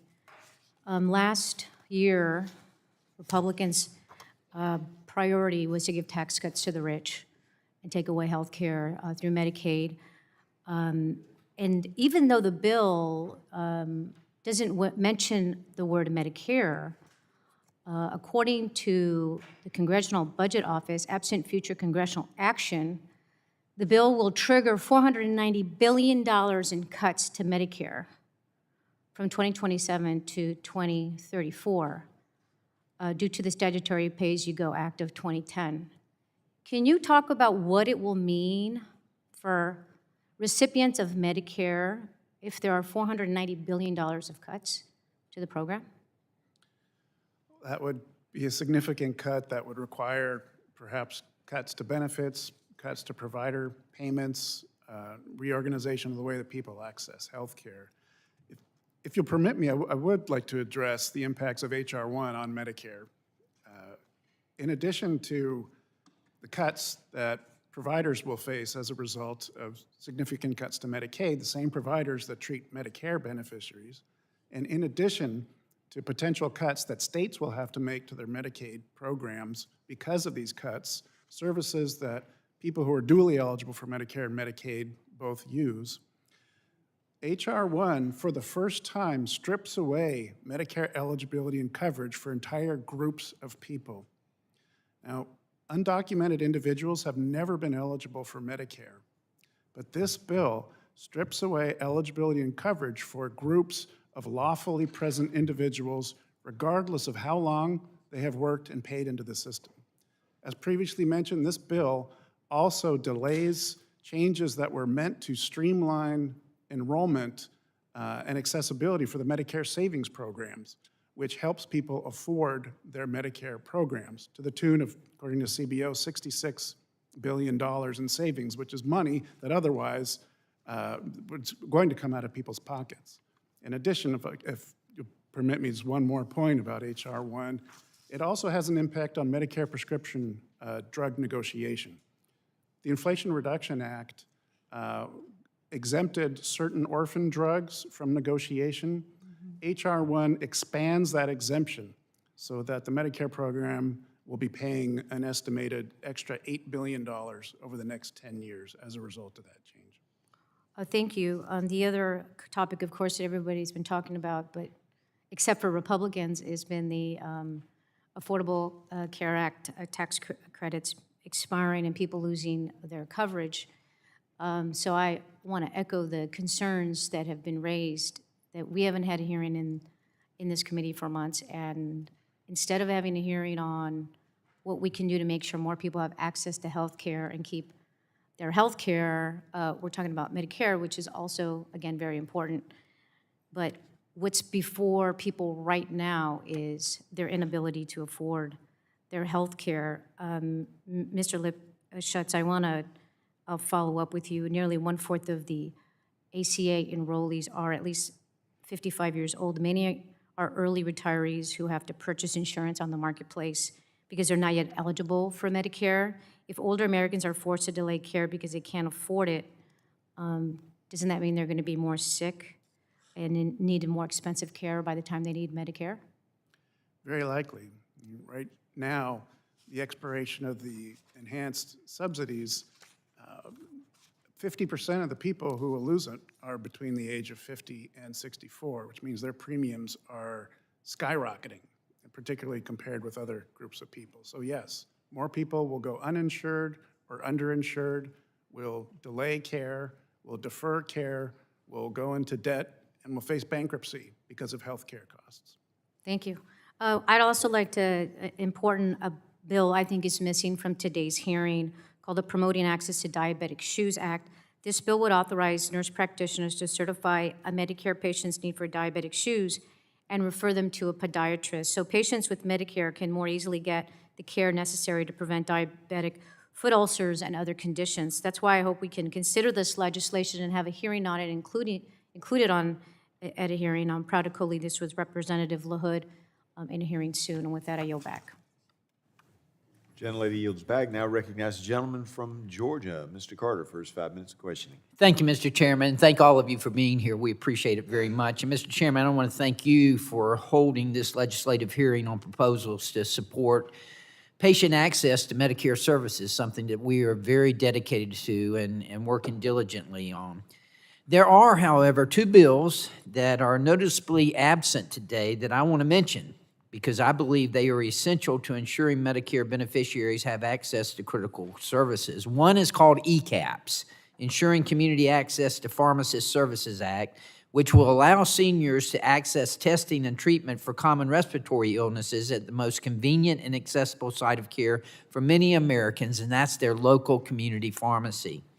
The bill does this by establishing permanent reimbursement for pharmacists under Medicare in states where scope of practice laws already allow pharmacists to deliver such services. And this is very important because in many states where such services are allowed under the state scope of practice, when scope of practice is determined by the states, the only patients currently without coverage are seniors under Medicare, and the very patients most likely to have severe cases of common respiratory conditions are these patients. Secondly, I want to mention the Preserving Patient Access to Long-Term Care Pharmacies Act, which is a bipartisan piece of legislation that provides a critical fix so seniors can continue to access the safe, reliable, long-term care pharmacy services they deserve. Again, let me remind you, these bills are especially vital for seniors in rural areas. Pharmacists are the most accessible healthcare professionals in America. 90% of all Americans live within 5 miles of a pharmacy. But many in the rural areas have to drive long distances to the closest physician office or emergency room, both which are more expensive and less accessible points of care. Keep in mind, we all want the same thing, whether you're Republican or Democrat. You want accessible, affordable, quality health care. That's what we're trying to achieve here. Mr. Chairman, I know that you're a supporter of both of these bills. In fact, you're a co-sponsor of both of these bills, and I appreciate that very much. But I want to just ask, please, if we could have these two bills considered in the very near future in the next relevant legislative hearing and then in the next markup as well. I look Mr. Carter, I look forward to working with you on both of those bills, and hopefully we'll be able to get a hearing set up soon. Thank you very much, Mr. Chairman. Again, I appreciate your support of this, and I know you're co-sponsor on both of them. Ladies and gentlemen, as a pharmacist, I always try to pull the conversation back to what patients deal with after they leave the hospital, because treatment doesn't end at discharge. We all know that. Many still need infused treatments, and the question is, where do they finish them, and how hard is it on the patient and the family? Home infusion is about safe care at home, not just drug delivery. But Medicare patients often struggle to access it, pushing them back into hospitals or facilities, and that's not what we want. Options that are tougher on seniors and families and that use more resources than needed. Ms. Sullivan, I want to ask you, can you describe what home infusion pharmacies do to ensure patients receive safe support at home over the course of treatment? Thank you, Congressman Carter. I appreciate the question. I'm always happy to talk about the important work that pharmacists across this country are doing on behalf of patients. The Medicare benefit today has an unusual restriction that does not exist in the commercial market, which has a robust home infusion benefit. Medicare restricts the services payments only to those that take place face-to-face in the home, which essentially is nursing. But without the essential pharmacy services that occur in the background in the pharmacy, home infusion is just simply not available. I like to kind of describe it as the Medicare benefit for home infusion is kind of like a car without an engine. The pharmacy is what makes home infusion actually a functioning benefit. The pharmacy designs a plan of care that the patient can do and the family can support on their own with supportive nurses when it's needed. But they also provide that continuous support and 24/7 availability to answer questions, serve as a point of contact for physicians, and ultimately prevent patients from returning to the hospital or needing to visit the emergency room for support. Good. We're considering now today the Preserving Patient Access to Home Infusion Act. Will that make home options better? Will that improve the system? It will change patients' lives dramatically today that have Medicare. They simply do not have the same benefit that everyone else in the country essentially enjoys and has access to when they might need a home IV therapy unexpectedly. Mr. Chairman, I just want to point out, make sure committee members understand that what she's saying here is that most of the private insurance are covering this, but Medicare is not. And that's a big gap and something we need to fill in. So thank you for pointing that out, Ms. Sullivan. I appreciate it. Again, we all want the same thing: accessible, affordable, quality health care. Accessibility is extremely important. So thank you, Mr. Chairman, and I yield back. Thank the gentleman for yielding back. Now recognize Ms. Fletcher of Texas for her 5 minutes of questioning. Thank you, Mr. Chairman, and thank you to all the witnesses for your testimony here this morning. I do appreciate this hearing today and the hearings that have been announced this morning, but I do want to echo the concerns of many of my colleagues that have already been raised about this committee and this Congress's real failure to address the healthcare affordability crisis. And it's important that we also understand how we got here, because we have to connect the dots in this committee that a driver of this affordability crisis that we're now talking about comes from decisions that this Congress has made. Cutting Medicaid funding and eliminating the Affordable Care Act enhanced premium tax credits are a huge part of it. They're not the only drivers, but they're important ones, and they are things that we can actually change in here. And so I really think it's important, as Mr. Pallone has mentioned, as several other people mentioned in here today, we could vote to restore those premium tax credits today, this afternoon, and I intend to do that. And I think this is an important hearing, and I think that, as we talk about improving patient access to Medicare services, we have to understand what Mr. Lipschitz was talking about a little while ago, that the cuts that are being made by this committee, by this Congress right now, are also impacting Medicare recipients, and they are affecting their access to Medicare services as well. Cutting access to health care for millions of Americans, which is indisputably what is happening right now, is increasing costs for everyone across the country, and it is hurting Medicare recipients. So I have the privilege of representing many people who work in the Texas Medical Center, the world's largest medical complex, and many of the more than 120,000 people who work there live in my district and have warned me about how disastrous the actions of this Congress are for patients across the healthcare system. And in this case, letting the premium tax credits expire. Now, Texas already has the highest uninsured rate in the country. It's estimated that Texas will experience the highest coverage loss of any state with the expiration of the tax credits. And last fall, when we were still working on this, the Texas Medical Center institutions and our local Chamber of Commerce, the Greater Houston Partnership, sent letters to me and to everyone in our delegation outlining the impact that that loss is going to have on our constituents. It is a bipartisan concern in the medical community and the business community and across our community that people are losing access to healthcare that they desperately need. And so I know most people in this room know how all that works, but the idea that hospitals are going to be forced to reduce services and staff, that patients are going to have to wait longer. This applies to Medicare recipients too. And so I appreciate the importance of what we're talking about here, expanding access to Medicare services. That's what we should be doing. But we can't have this conversation without acknowledging the harm that is currently being done by decisions that are being made by this current Congress and limiting access to healthcare for all Americans. So, Mr. Lipschutz, I appreciate the work that the Center for Medicare Advocacy does to promote access to quality health care for Medicare beneficiaries. I appreciated your answers earlier. And I just want to know if you can talk about, with the time we have, I'll have another question to submit, I think, to you for the record at the rate I'm going. But could you discuss how this increase in the overall number of people across the country who are not insured impacts access to care for Medicare beneficiaries? Well, if you have a significant group of people that don't have insurance at all, it's going to be unaffordable for them, and many people will defer care until they absolutely need it. It'll increase pressure in emergency rooms. It'll increase pressure on frontline providers. It affects the entire healthcare system.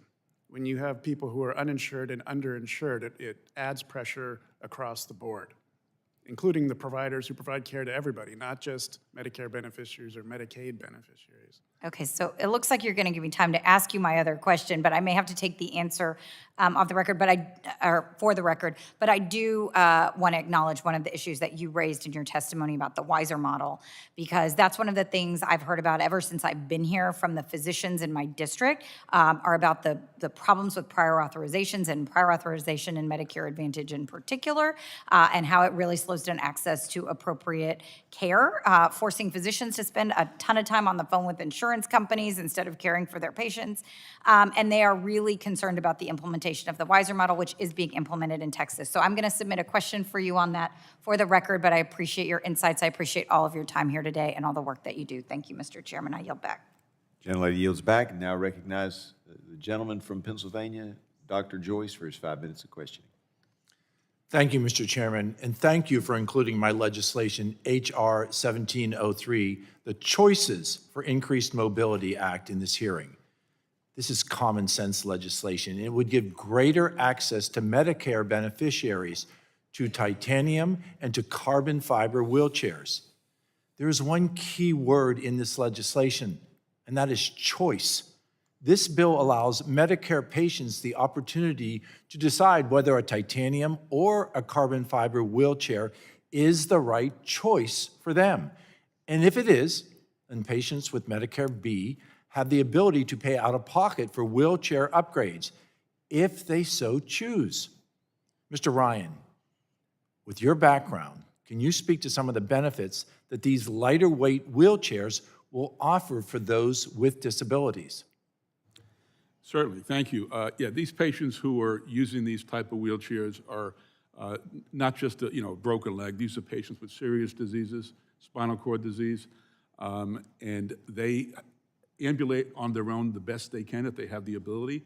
And just the wear and tear on them, on their shoulders, on their arms, trying to get around and be about and lead a mobile life is just, it's unfair.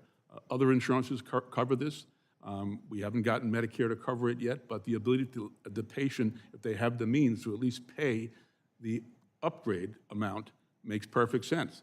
And that is the way it had been in Medicare previously, but Through sub-regulation, they made a change, and it's no longer in effect. You bring out a great point. That is previously what Medicare patients had the capabilities of having, to have a lightweight wheelchair. And this legislation, once again, will provide that for the patients.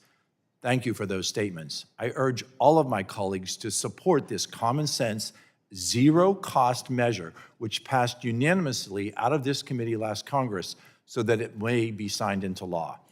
I would now like to turn to H.R. 5269, the Results Act.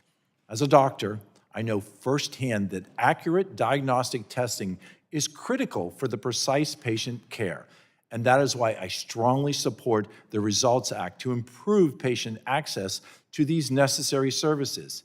This is bipartisan legislation, and it provides for stability, and it provides for predictability, and ensures that CMS has a comprehensive cost data for the market-based Medicare payment structure that was originally intended under PAMA for clinical laboratory services. Since the passage of PAMA, we have seen drastic cuts in reimbursement for lab tests, with cuts as high as 30% from previous rates. These cuts across the board impact testing for everything from a skin biopsy to a complete blood count. This under-reimbursement is a dire threat to access for seniors across our country, and there are more cuts slated to occur if we in Congress fail to act. The payments reforms in the Results Act has strong support from a diverse coalition that includes doctors, laboratories, hospitals, and diagnostic manufacturer organizations. I urge all of my colleagues to support this legislation. Ms. Van Meter, thank you for your testimony and your leadership on this bill in building such broad consensus. I would also like to thank Representative Hudson for his leadership on this legislation. I urge the committee to advance the reforms of the Results Act and provide the relief for compounding payment cuts. Ms. Van Meter, can you speak briefly to the impact that these sustained cuts will have on access? Thank you, Dr. Joyce, for your question. Yes, we are tremendously concerned that these sustained cuts in an unstable payment system can lead to longer turnaround time for patients to get the results they deserve, to have test menus curtailed for those laboratories that focused on the most common routine tests that are essential to everyday care. Those tests disproportionately get cut. We worry about the viability of those laboratories. And then there is innovation. Innovation is tremendously important in diagnostics to help reduce costs overall and to drive... And you and I recognize that that innovation is the cornerstone of American medicine. Thank you. I would also be remiss if I didn't mention the compounding cuts and underpayments under the Medicare physician fee schedule that have continued to negatively impact seniors' access to their doctors and have forced more consolidation and even higher costs in our healthcare system. I have also become very concerned over the utilization of tools like AI going beyond the already onerous prior authorization process in both Medicare Advantage and Part D, delaying and restricting necessary care. I look forward to working with my colleagues to address these pressing issues in a bipartisan process. And with that, my time has expired and I yield back. Gentleman yields back. Now recognize the gentlelady from New York, Ms. Ocasio-Cortez. Thank you, Mr. Chairman, and thank you to our witnesses for being here today. I want to expand a bit on Representative Schreier's point earlier. It is so important that we acknowledge what is happening right now, particularly in the area of health. Just 3 days ago, Secretary Kennedy stopped recommending life-saving childhood vaccines across the United States. And this includes hepatitis A, hepatitis B, and other vaccinations, including rotavirus, the leading cause of hospitalization in U.S. infants. Millions of babies across the United States are going to be at greater risk now than they were 3 days ago. And in fact, we are already seeing the results of this. In 2025, just wrapping up the end of this last year, the United States has recorded more cases of measles than any year since 1993, in over 30 years. And later this month, the United States in general may lose its official measles elimination status. It's back, and yet we are only cutting more vaccinations to allow increases and risks in increases in hepatitis A and B in babies across the country. These cuts are deeply concerning. But then on top of that, Secretary Kennedy is instituting some of the most devastating cuts to scientific research that we have ever seen. Independent scientific research is what provides us with new medical technologies and treatments and is critical to getting harmful products off the market, products that corporations will sometimes sell to consumers despite the fact that there are serious safety and health concerns. Mr. Lipschitz, you're a patient advocate, correct? Correct. And I imagine that patients you have worked with have shared instances where corporations and healthcare conglomerates have not always acted in their best interests in mind, correct? Correct. And we've seen large circumstances of this. And I want to break down why corporations stand to profit from RFK cutting scientific research. Let's look at Johnson & Johnson, for example. They are known to manufacture talcum powder, more commonly known as baby powder. As early as 1971, top J&J executives knew that their talcum powder contained asbestos, a carcinogen that can cause ovarian cancer. But because they wanted to continue to profit off this product, the company hid the evidence. Or we can look at DuPont, which was dumping cancer-causing chemicals into our drinking water. These chemicals caused cancer and birth defects. And both of these companies worked successfully to keep the public in the dark from scientific research proving their harms, all to protect their bottom line. Mr. Lipschitz, are you aware that J&J released falsified studies and suppressed and discredited research finding their product could be dangerous? I am. And in 1976, Johnson & Johnson lied to federal regulators stating their talcum powder was not toxic. And I use these examples because we even have instances of this that may be going on today. In fact, RFK himself had a personal history, allegedly had a personal history going after Monsanto around Roundup and pesticides. However, just after giving closed door listening tours, where his only guests were biotech and pharma CEOs with products awaiting FDA approval, giving them private access instead of patients and doctors. On top of that, his AI-generated MAHA report has turned around on his own personal history on Roundup and instead parroted pesticide industry talking points rather than include any proposals to hold chemical companies accountable.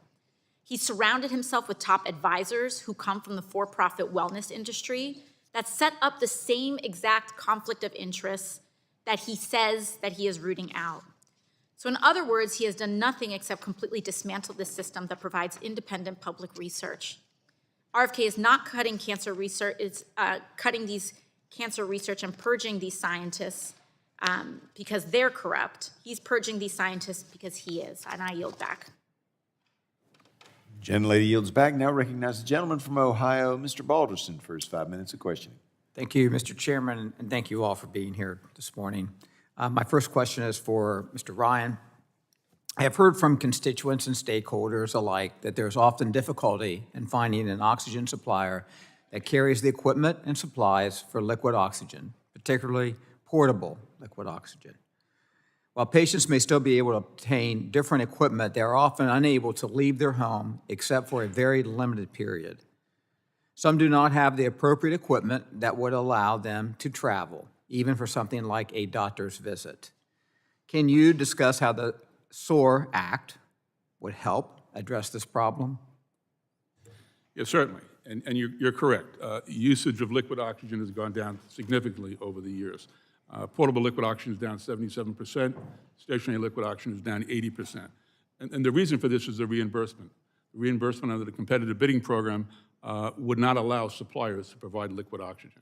And there are a certain subset of patients that have high liter flow needs that cannot be met with traditional portable oxygen concentrators. And certainly, if they have a high liter flow need, it couldn't be met with the gaseous tanks. Those tanks wouldn't last quite as long. The SOAR Act would take all oxygen out of competitive bidding, which would be very helpful to be, again, get more technology in this sector. And it would treat liquid oxygen differently, and it would give it a much higher rate that would hopefully add to some expansion of the product category if necessary. Set up a group that would kind of look together to see how this should be reimbursed in the future. It's a small group of patients, but these patients are the most fragile, and they can't get out and about, and they're sometimes a very young, even a younger population, who have pulmonary fibrosis and require such a high liter flow that it can't be met. So they're tethered to their home. The SOAR Act would make an effort to take that away, give liquid a separate reimbursement, figure out what's the best as it goes in the future. And who knows, if we took oxygen out of competitive bidding like the SOAR Act is saying, we might put more technology back in that sector and have the technology in years to come with the portable oxygen concentrator to provide higher liter flow. So it's an excellent bill. I agree. Thank you. My next question is for Ms. Van Meter. Thank you for being here this morning today. According to the Department of Health and Human Services Office and Inspector General, Medicare paid between 18 and 30% more than other insurers for 20 high volume and or high expenditure lab tests in 2011. I apologize. The Protecting Access to Medicare Act and its reform to the clinical laboratory fee schedule adjusted the rates to stop this excessive Medicaid spending. The Results Act would address concerns with the underlying data collection and rate adjustment. If we continue to postpone data collection and reimbursement adjustments, do we risk returning to a situation like 2011 where Medicare is paying significantly higher rates for clinical tests than other insurers? Thank you for your question. That OIG report focused on, as you mentioned, 20 high-volume tests, but looked at only 3 plans within the FEHBP. I would suggest that's a dearth of data from which we could draw broad generalizations about the differentiation between rates between Medicare and private payers. What the Results Act would effectively do is establish reforms to the current CLFS and allow CMS to pull in comprehensive commercial market data representative of all 3 segments of the laboratory industry to give a much greater picture about if there is any difference between the Medicare rates and the commercial market rates and allow for Medicare rates to be more appropriately and accurately set. Thank you. I will follow up with you. Rural hospitals act as a backbone for thousands of seniors living in the district the 12th congressional district that I'm fortunate enough to represent, providing them with timely, accessible, and affordable care. The Results Act would prevent a 15% Medicare reimbursement cut for nearly 800 common clinical laboratory tests. How could this 15% cut in reimbursement impact rural hospitals and patients around the country? I have 30 seconds left, so thank you. It would dramatically curtail access, reduce or increase turnaround time, and suppress innovation. But particularly for communities like the ones that you were mentioning, we worry significantly about any reduction in access to those patients within your communities that are served by rural hospitals. That infrastructure will be harmed by persistent reductions of that magnitude. Thank you. Mr. Chairman, I yield back. Gentleman yields back. Now recognize the gentleman of Texas, Mr. Veazey, for his 5 minutes of questioning. Thank you, Mr. Chairman. And I'm going to pivot away from these bills for a moment because I want to ask a question that Donald Trump posed to my colleagues yesterday. What have you done for America's health lately? The president asked my colleagues to look in the mirror and ask themselves, what have you done lately on health care? Well, I'm going to answer it for them. Just this week, they stood by while RFK Jr. unilaterally revoked recommendations for vaccines against deadly diseases like flu, hepatitis, and meningitis. Even the very conservative Review and Outlook in the Wall Street Journal talked about some of these crazy moves that RFK is making. These are deadly diseases, and yet my colleagues have let the lunacy of pseudoscience overtake long-standing objective medical truth, and that's the truth that children will die without these vaccines. And they are doing this as Texas and other states battle the worst measles outbreak that we've seen in decades, with more than 2,000 cases in 2025 alone, and this outbreak has killed children. Also this past week, they allowed Donald Trump to freeze more than $10 billion in child care funding. Not because of waste, not because of fraud, but because daycare workers rightly refuse to let a YouTuber harass babies and toddlers. A YouTuber. Damn. Let that sink in. Working families across the country won't be able to take their kids to daycare because of a YouTuber trying to be an influencer so they can put some money in their pocket. That was just this past week. Last year, they terminated dozens of billions of dollars in cancer research. Then they led the charge in gleefully gouging more than $800 billion in Medicare dollars from children, mothers, and working families. And as if this weren't enough, my colleagues refused to negotiate to lower insurance premiums for more than 22 million Americans. Add to that the reckless Medicaid cuts, and Republicans have robbed Americans blind of almost $1 trillion in healthcare dollars. And these are not coincidences. This is not incompetence. This is a Republican-manufactured health crisis. And let me be clear, this crisis was manufactured by my Republican colleagues, decision by decision, vote by vote. Now, despite my colleagues' obstruction this afternoon, Democrats will vote to protect the Affordable Care Act's premium tax credits because health care is not a game. Repeat, this is not a game. We have children's lives that are at stake. So I have to ask, how can we sit here today and talk about how Congress should support Medicare while Republicans do everything in their power to make sure Americans' children don't live long enough to even become Medicare beneficiaries?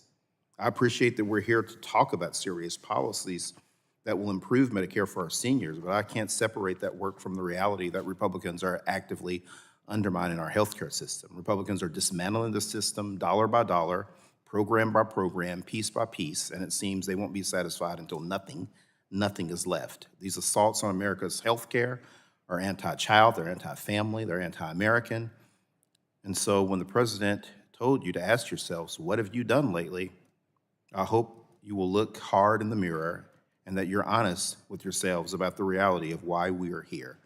You created this crisis, and American children are paying the price. American families are paying the price. Thank you, Mr. Chairman. Thank you, witnesses, for bearing with me. I yield back. Gentleman yields back. Now recognize the gentlelady from Iowa, Dr. Miller Meeks, for her 5 minutes of questioning. Thank you, Mr. Chairman, and thank you to the witnesses for testifying before the subcommittee today. I appreciate the Health Subcommittee's focus on ensuring Medicare beneficiaries have reliable access to durable medical equipment, prosthetics, orthotics, and supplies, commonly known as DMEPOS, because for millions of patients, these items are essential to daily living and ongoing care. As a physician and nurse, I have seen firsthand how critical timely access to oxygen equipment, mobility devices, and home medical supplies is to keep patients healthy and out of hospitals. When access to these services is disrupted, patient outcomes suffer and costs to the healthcare system increase. That is why I introduced H.R. 2005, the DMEPOS Relief Act. DMEPOS supplies, particularly small independent providers and those serving rural communities, are under growing financial pressure due to inflation, workforce shortages, supply chain disruptions, and Medicare reimbursement rates that have not kept pace with real-world costs.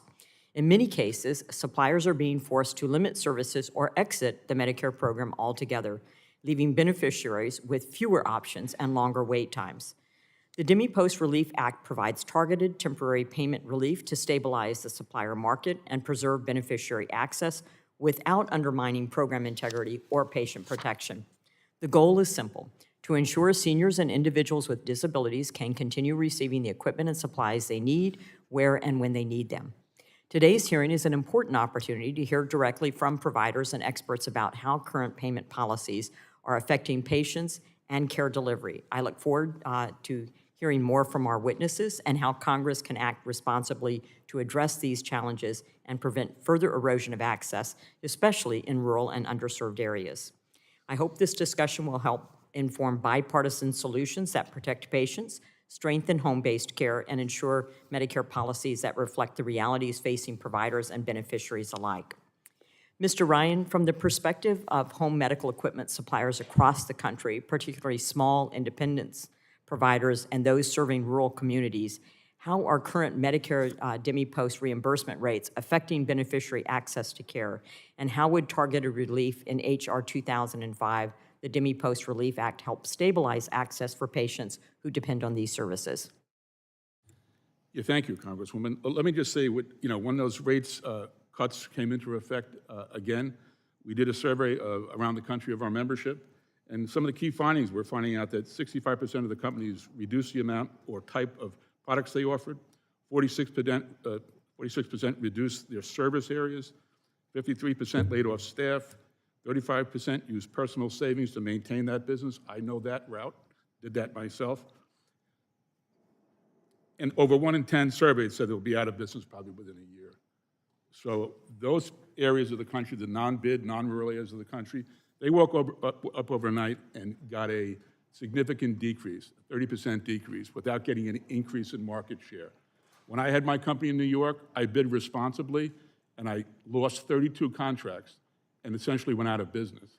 But at least when I bid, I had the option of potentially getting more market share.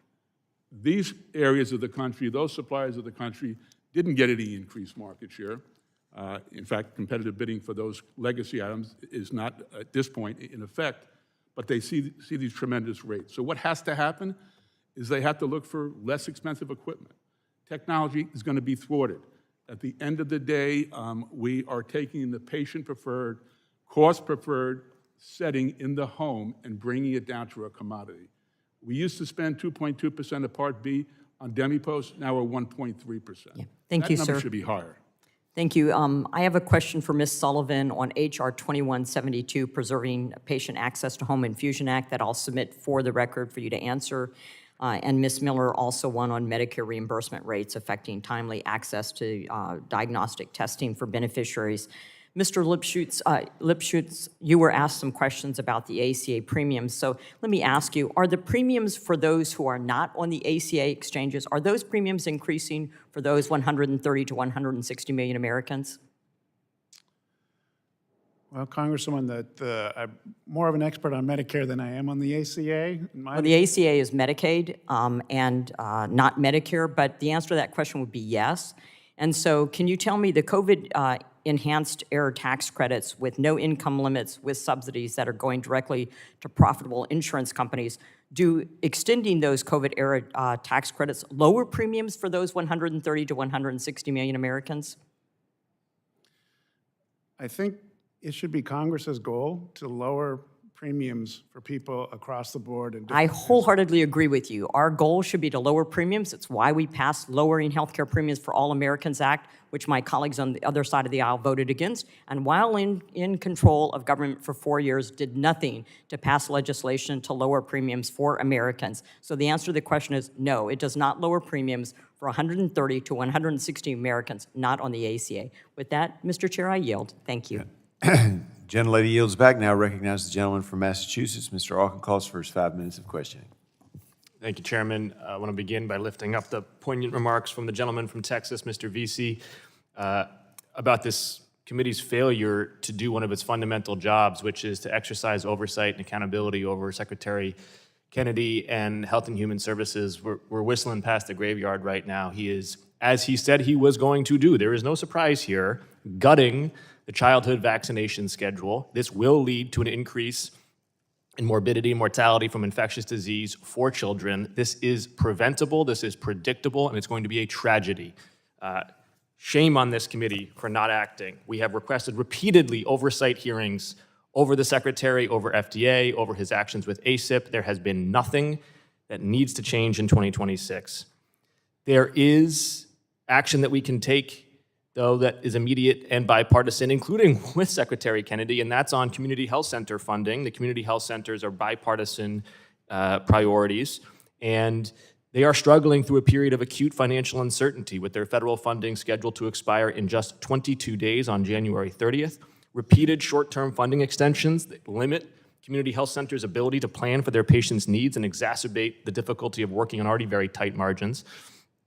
I know that this is true for members on both sides of the aisle, that we value the work of our community health centers in our districts, and we should take action to ensure they have the funding they need to be successful. And indeed, we should be working on legislation to expand that funding and help them triple their reach across the United States. I hope we can work in a bipartisan way to provide long-term health center funding that protects patients' access to comprehensive primary care before the January 30th deadline.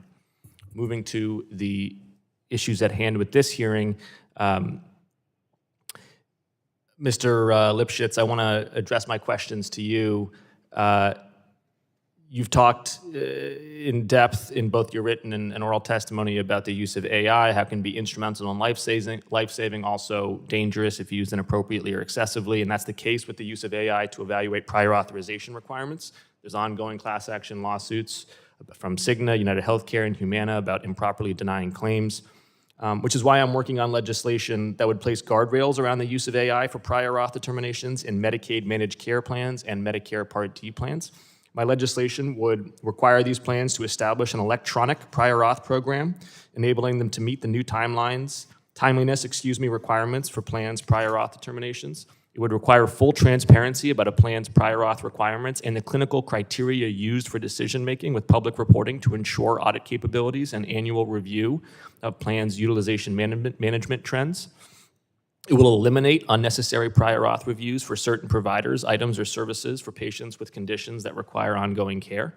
And it would implement guardrails by requiring only qualified physicians to make prior auth determinations, prohibiting retroactive denials, requiring a standardized appeals process, and mandating a 60-day advance notice for any changes in prior auth requirements.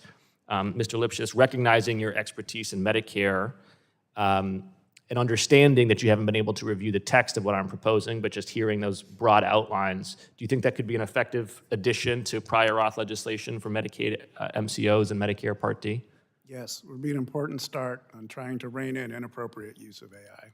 Anything I'm missing that I should be considering? I think we should ask the question whether or not these tools actually do learn from their own mistakes.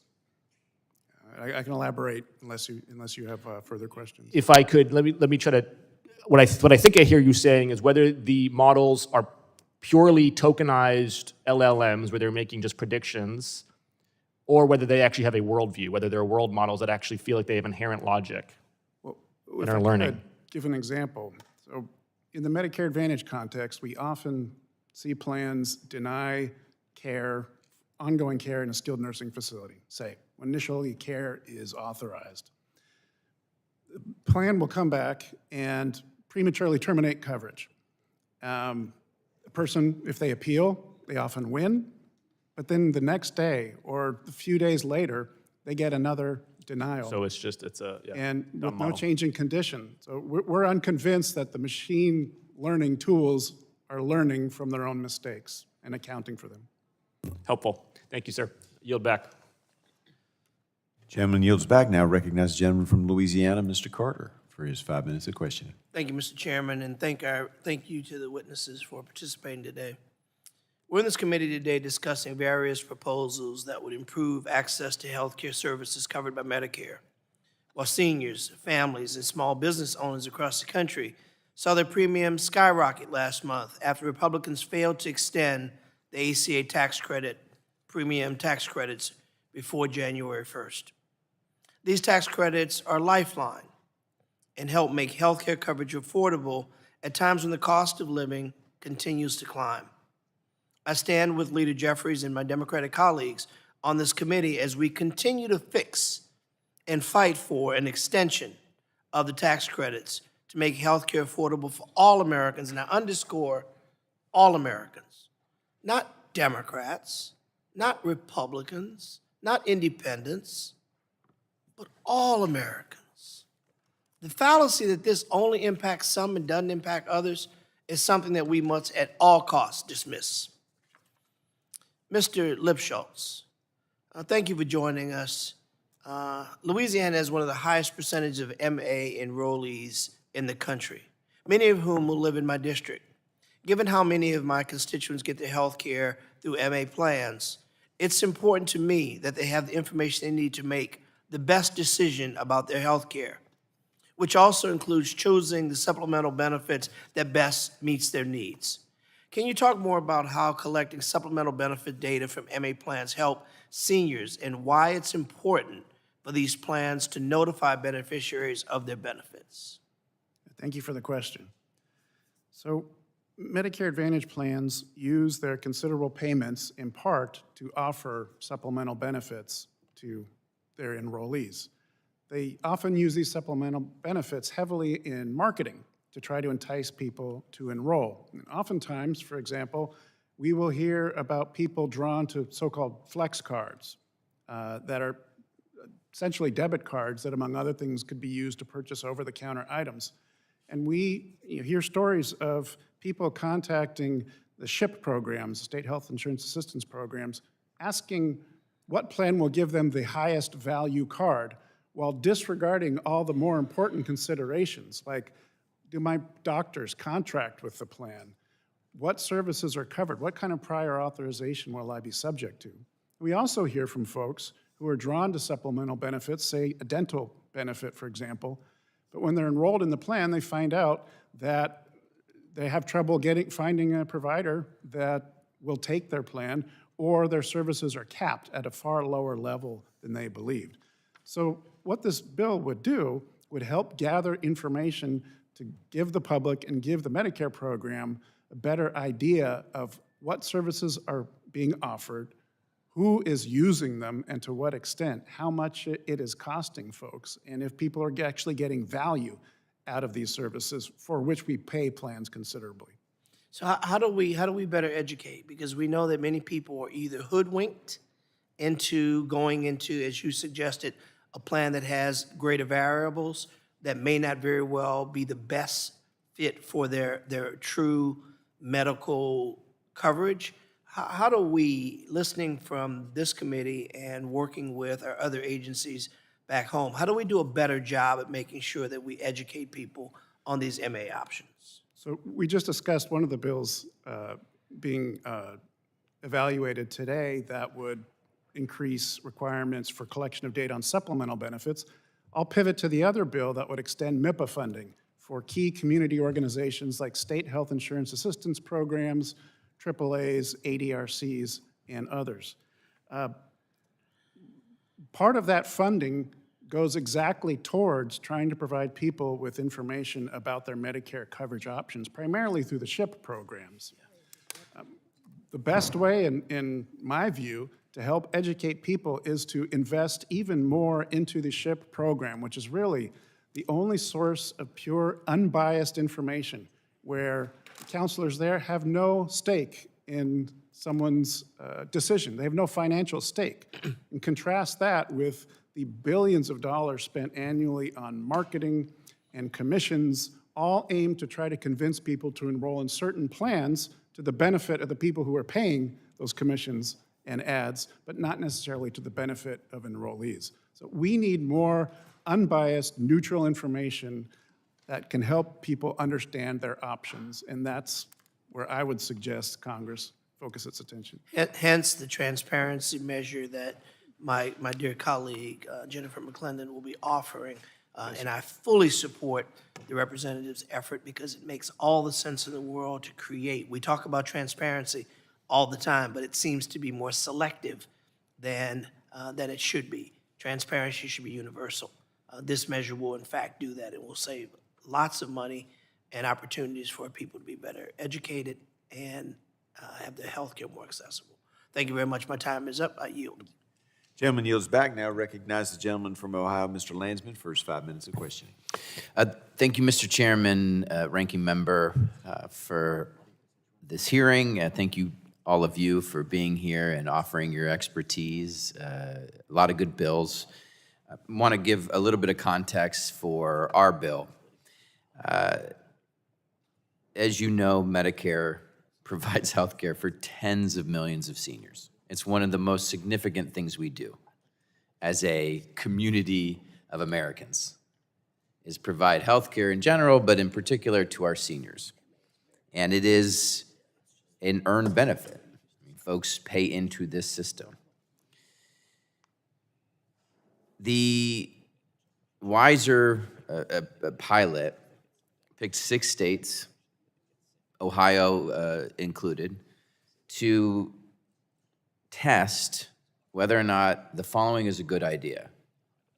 To use AI to deny health care to seniors. Now, this is the first time, to my knowledge, that Medicare is using AI for anything. And I've been sitting here listening to all of you, thinking of all kinds of great uses of AI.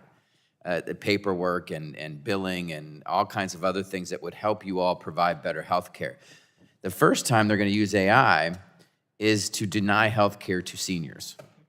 And they'll say, well, this is the low-hanging fruit. It's really basic stuff. To which I would say, then why do you need AI? Why not just say this is low-hanging fruit, we're going to make these changes?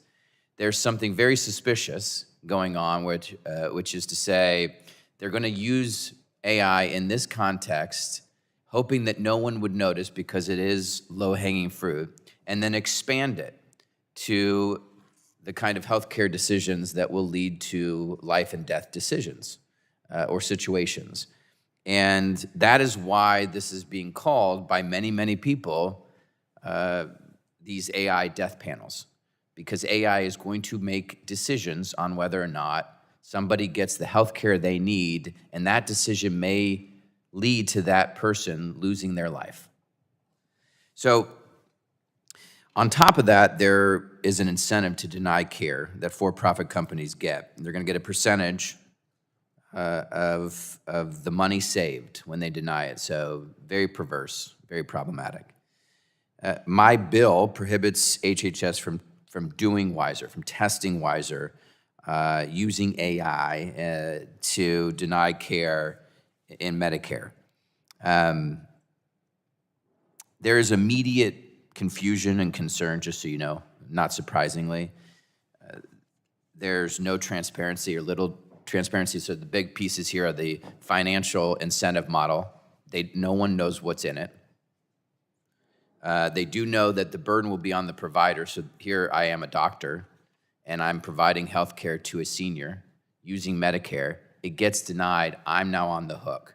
So you're gonna have all these doctors who just stop providing certain care.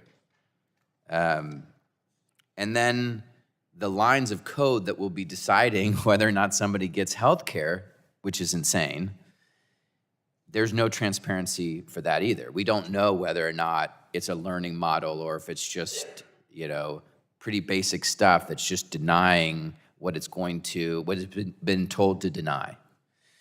In any event, one of the things that came up is just how often people get denied claims wrongfully.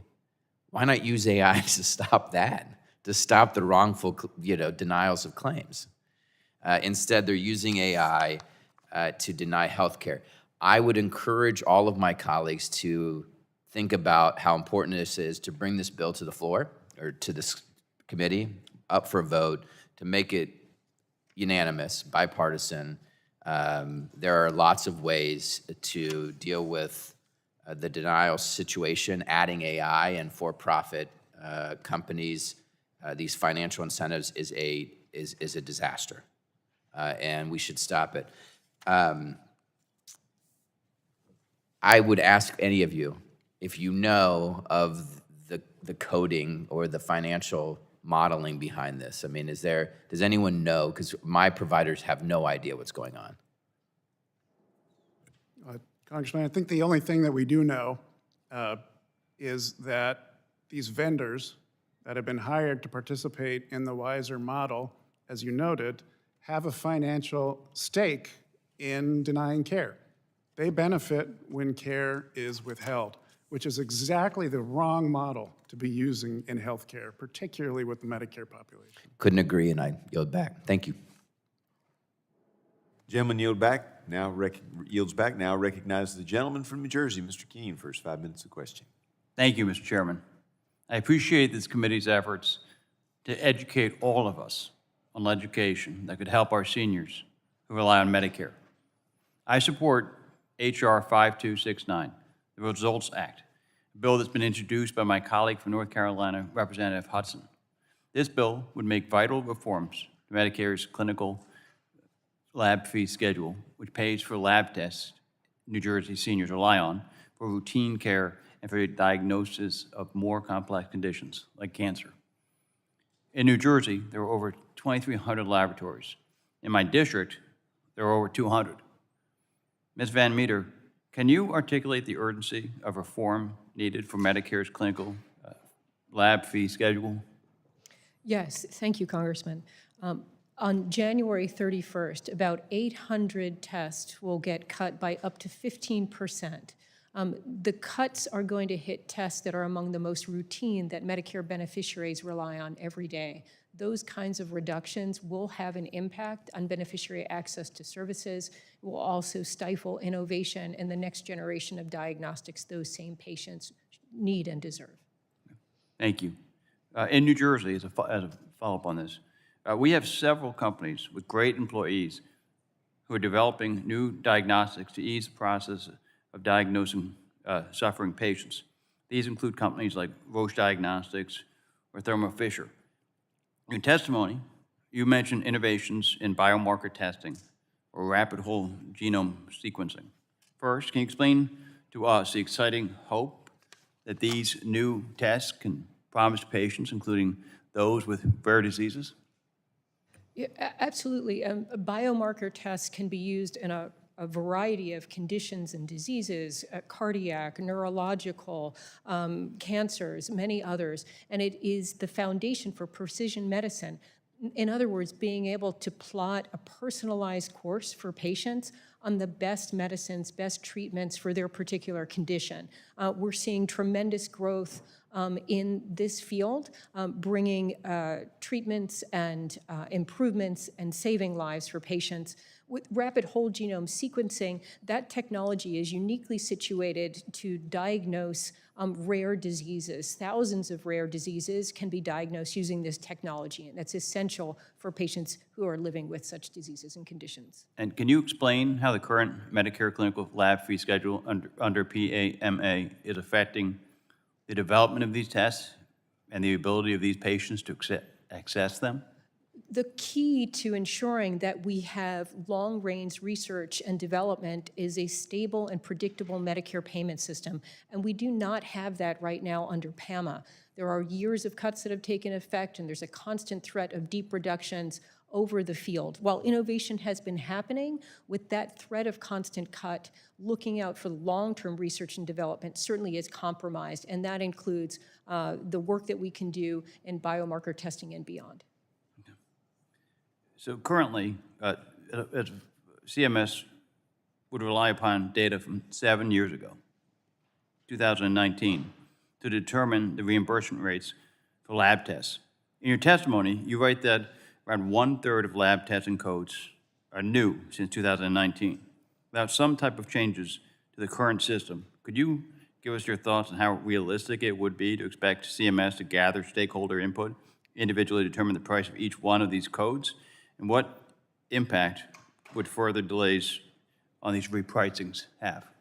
It's an excellent question. So yes, because there is constant innovation, there have been hundreds of new codes that have been established since the last data collection period, but that would not be captured within the 2019 data that labs are due to report come February 1st.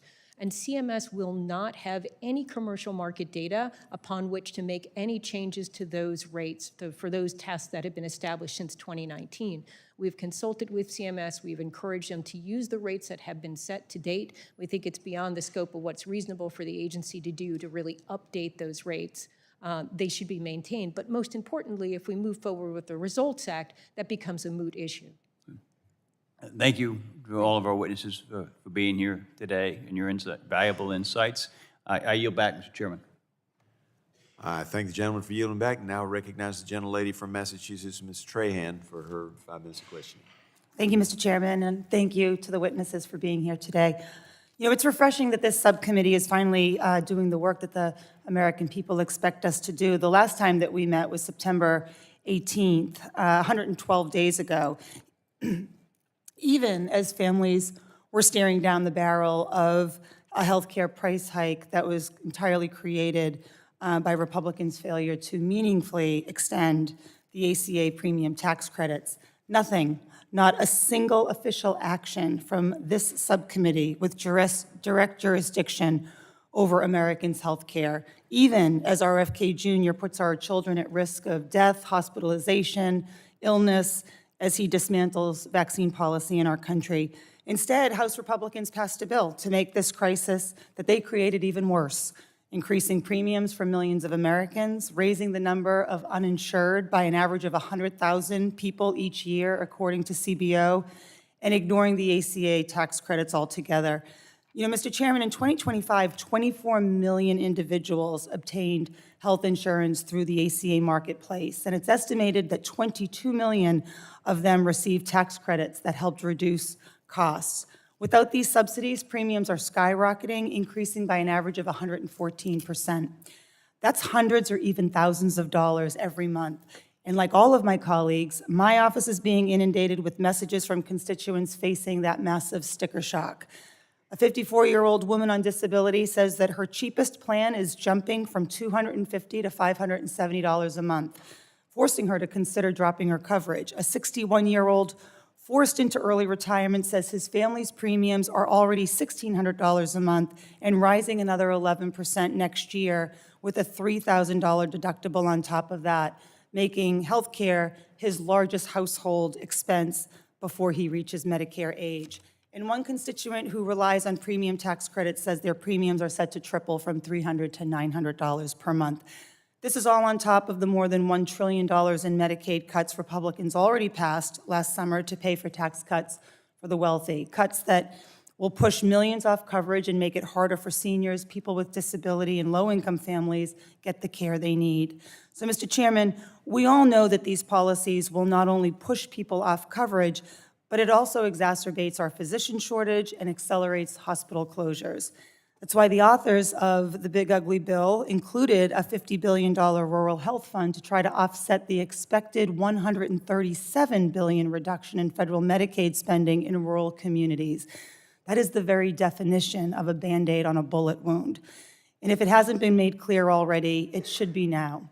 House Republicans have shown that protecting Americans' health care is just simply not a priority. Their policies are pushing people off coverage, driving up their costs, and destabilizing the very providers that our communities rely on.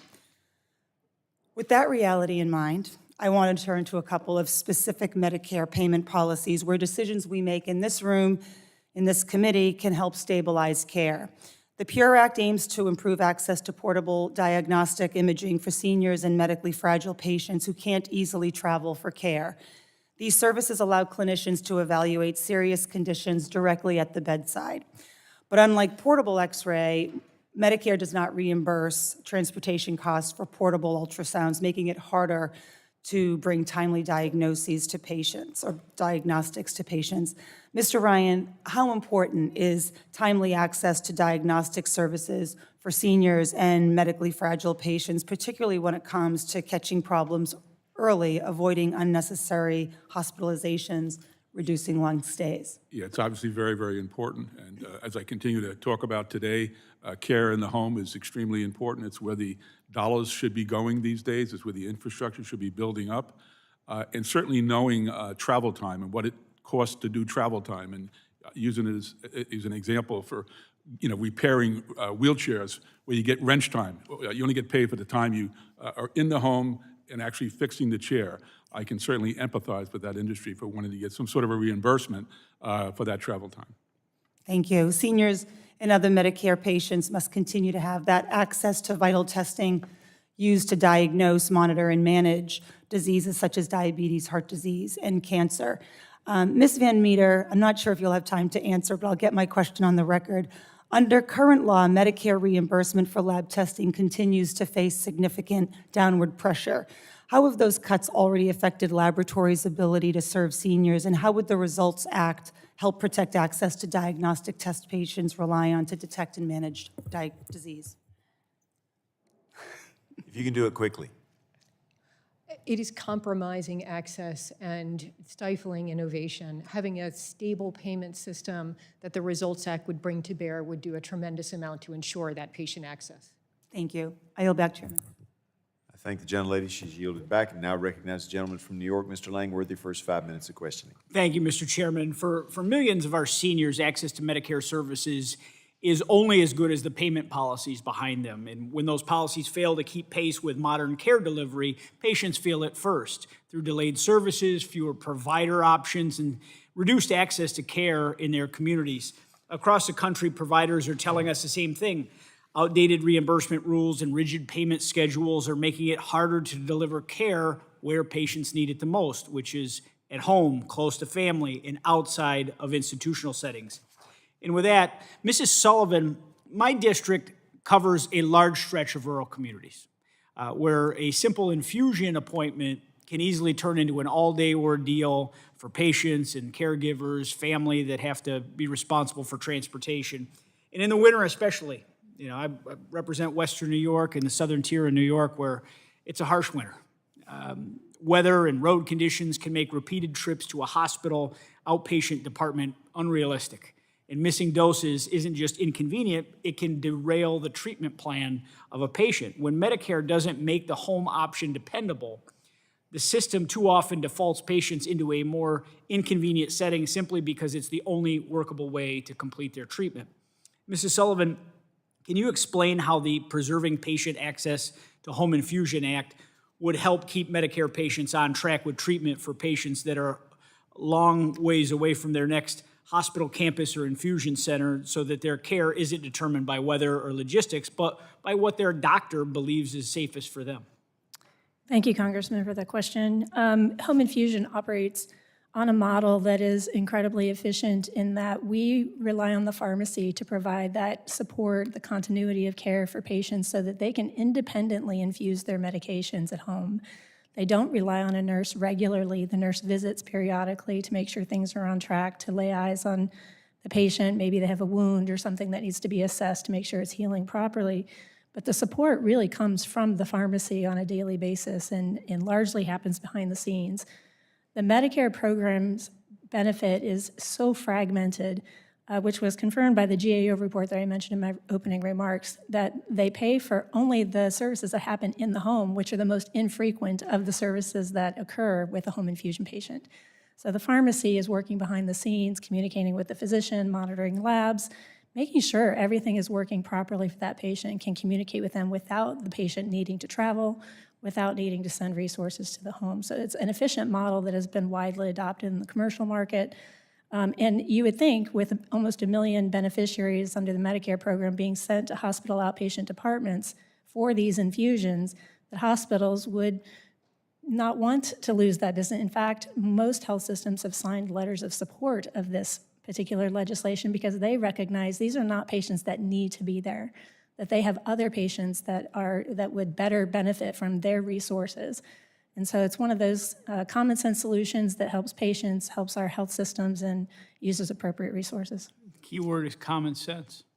Ms. Vandemeter, as you know, Medicare lab payments are still based on outdated data that fails to reflect real costs. And in just 25 days, labs could be hit with the payment cuts of up to 15% across hundreds of tests, making it harder to deliver timely and accurate care. What are some of the unique challenges that these payment cuts create for labs serving rural communities or other vulnerable populations like those in nursing homes?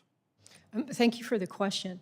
The infrastructure that exists in rural or frontier communities may not be as robust as is ideal. Right now, we have patient service centers, there are hospital laboratories, physician office labs, and obviously large commercial labs that have capacity to move samples around the country. But if the cuts go into effect, we worry that that infrastructure will be compromised. Fewer patient service centers, smaller menus, longer turnaround time. We need those tests to be timely in order to make clinical judgments about the right pathway for care. So we are concerned about patient access to those services across the country, but certainly in rural and frontier communities. Thank you. I'm a proud co-sponsor of the Results Act, which is a common sense fix to prevent these payment cuts while reducing the administrative burden on laboratories and CMS. And finally, Mr. Ryan, last year, AAA Home Care conducted a survey on the impact of the 2024 payment cuts on durable medical equipment. Could you briefly summarize your findings in the remaining time? Hold on. We discussed this earlier today, Mr. Congressman, but certainly when those 75-25 rate cuts went into effect, again, this is in the non-rural, non-bid area of the country, that when they woke up overnight and just saw a 50% cut, 75% cut, and we had Congress intervene twice to make sure those cuts were not in place and the 75-25 rate remained in place. Well, since they've stopped, key findings are that 65% of the Products have been reduced. The companies are offering fewer products. 46% reduced their service area. 53% laid off staff. 35% used personal savings to maintain the business. And 1 in 10 surveyed said they'll be entirely out of business within a year. Well, thank you for bringing that up, and I yield back. Gentleman yields back. We now enter into the next phase where we go to Ms. Matsui for her 5 minutes of questioning. Thank you very much, Mr. Chairman. I want to thank the witnesses for being here today. I'm glad to be here discussing this bipartisan slate of bills. I'm especially excited to discuss my bill, the Senior Savings Protection Act. But I'd like to echo my colleagues. This hearing misses the point. We are in a full-blown health care crisis. On January 1st, over 20 million Americans saw their premiums skyrocket. They're facing a dire choice: pay crushing premiums or risk going without coverage to afford other basic necessities. They have been begging Congress to act. Instead, the House Republicans have refused to extend premium tax credits and pushed a sham of a bill that would cut even more people off care. That matters for what we're discussing today. My bill focuses on helping Medicare beneficiaries afford their care, but we can't ignore the millions of older Americans who aren't yet eligible for Medicare. Nearly 5 million older Americans aged 50 to 64 rely on the ACA marketplaces for their health care. In my district, a 60-year-old couple making $150,000 annually just saw their premiums jump from about $800 a month to over $2,500 a month. Where are they supposed to find another $20,000 a year to afford health care? When premiums skyrocket, people just delay care.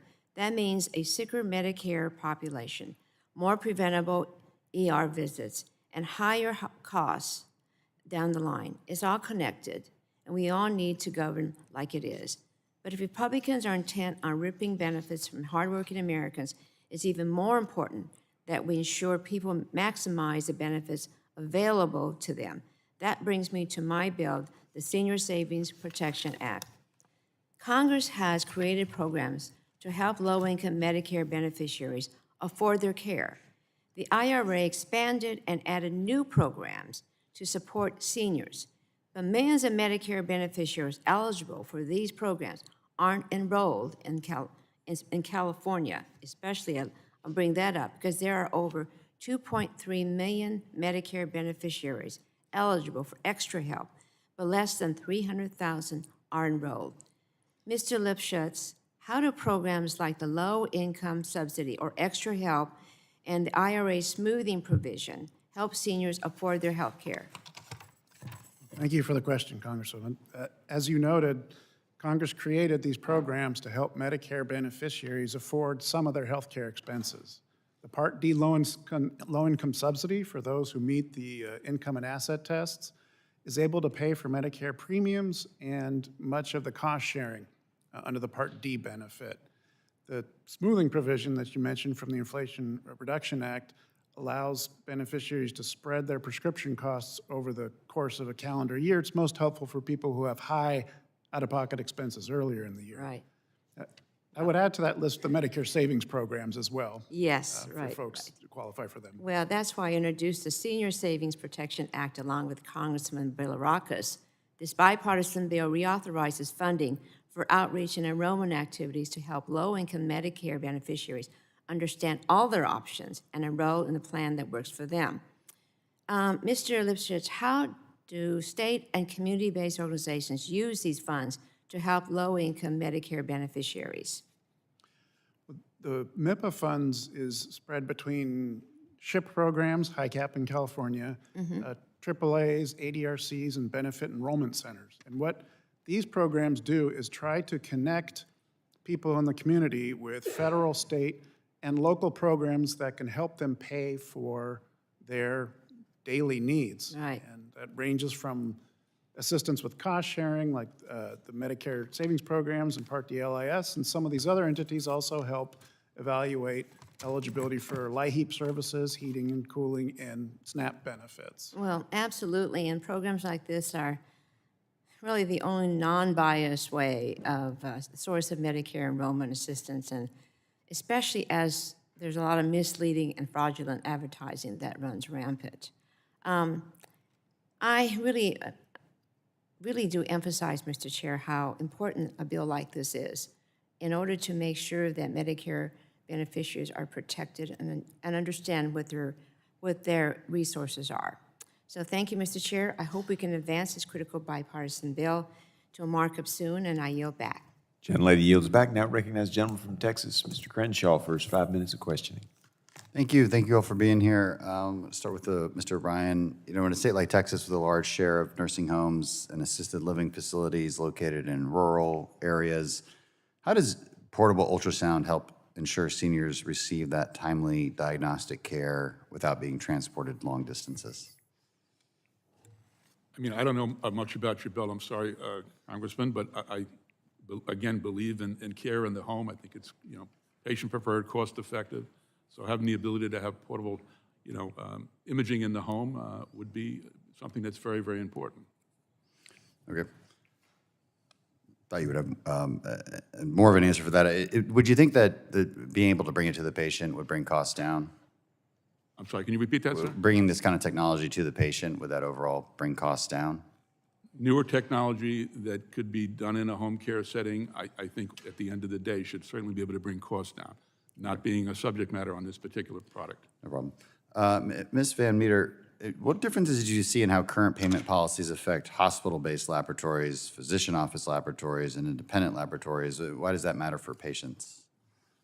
Well, the current Medicare payment system, the clinical laboratory fee schedule, has suffered from years of deep reductions. It's the only Medicare payment system that is designed to be based on commercial market rates, but has failed to do so because it has collected lackluster data. Only 1% of laboratory data was used to set rates, and we're still living under data that's from 2016.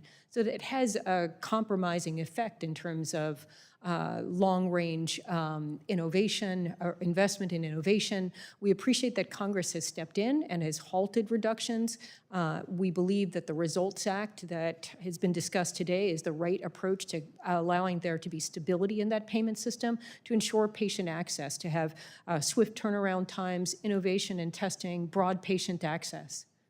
Okay, thank you. And Ms. Sullivan, from the patient's perspective, how does the availability of home infusion services influence where seniors ultimately receive care, particularly when managing complex and chronic conditions? Thank you, Congressman. The range of medications that are available to patients in the home, if you have commercial insurance, reaches above 300 different individual medications. Unfortunately, for Medicare beneficiaries, they're limited to a handful of drugs that are that use an item of DME or an infusion pump to be administered. So they live with much more restricted access under the Medicare program. If they were to have access at least to IV antibiotics, we estimate it would change the lives of many beneficiaries and just open the options up for them to receive care at home rather than driving back and forth to facilities or being admitted to long-term care facilities. Can you comment on how that might affect long-term costs, savings? Do you think it remains neutral? Do you think it saves costs? Yes, excellent question. Historically, the Congressional Budget Office has scored home infusion legislation as something that would generate savings. We're still waiting for an updated score on the provisions in this bill. However, when we look at care in settings such as hospital admission or at outpatient departments or urgent cares, generally, we feel confident that that home would be a more efficient model for those patients. Okay, thank you for those answers. I yield back. Gentleman yields back. Now recognize the gentlelady from Indiana, Ms. Houchin, for her 5 minutes. Question. Thank you, Mr. Chairman. Thank you to our witnesses for being here today to discuss a fundamental responsibility of this committee to ensure that the Medicare program actually works for patients and the providers who rely on it every day. In states like Indiana, where rural hospitals and community health centers, independent providers are often the primary source of care, Medicare payment policy determines whether services are available at all. Community health centers and rural providers are often the first to feel the downstream effects of reimbursement cuts, the administrative burden, and rigid coverage rules. These pressures also trickle down to patients and show up in real and tangible ways, for example, with our durable medical equipment providers as well.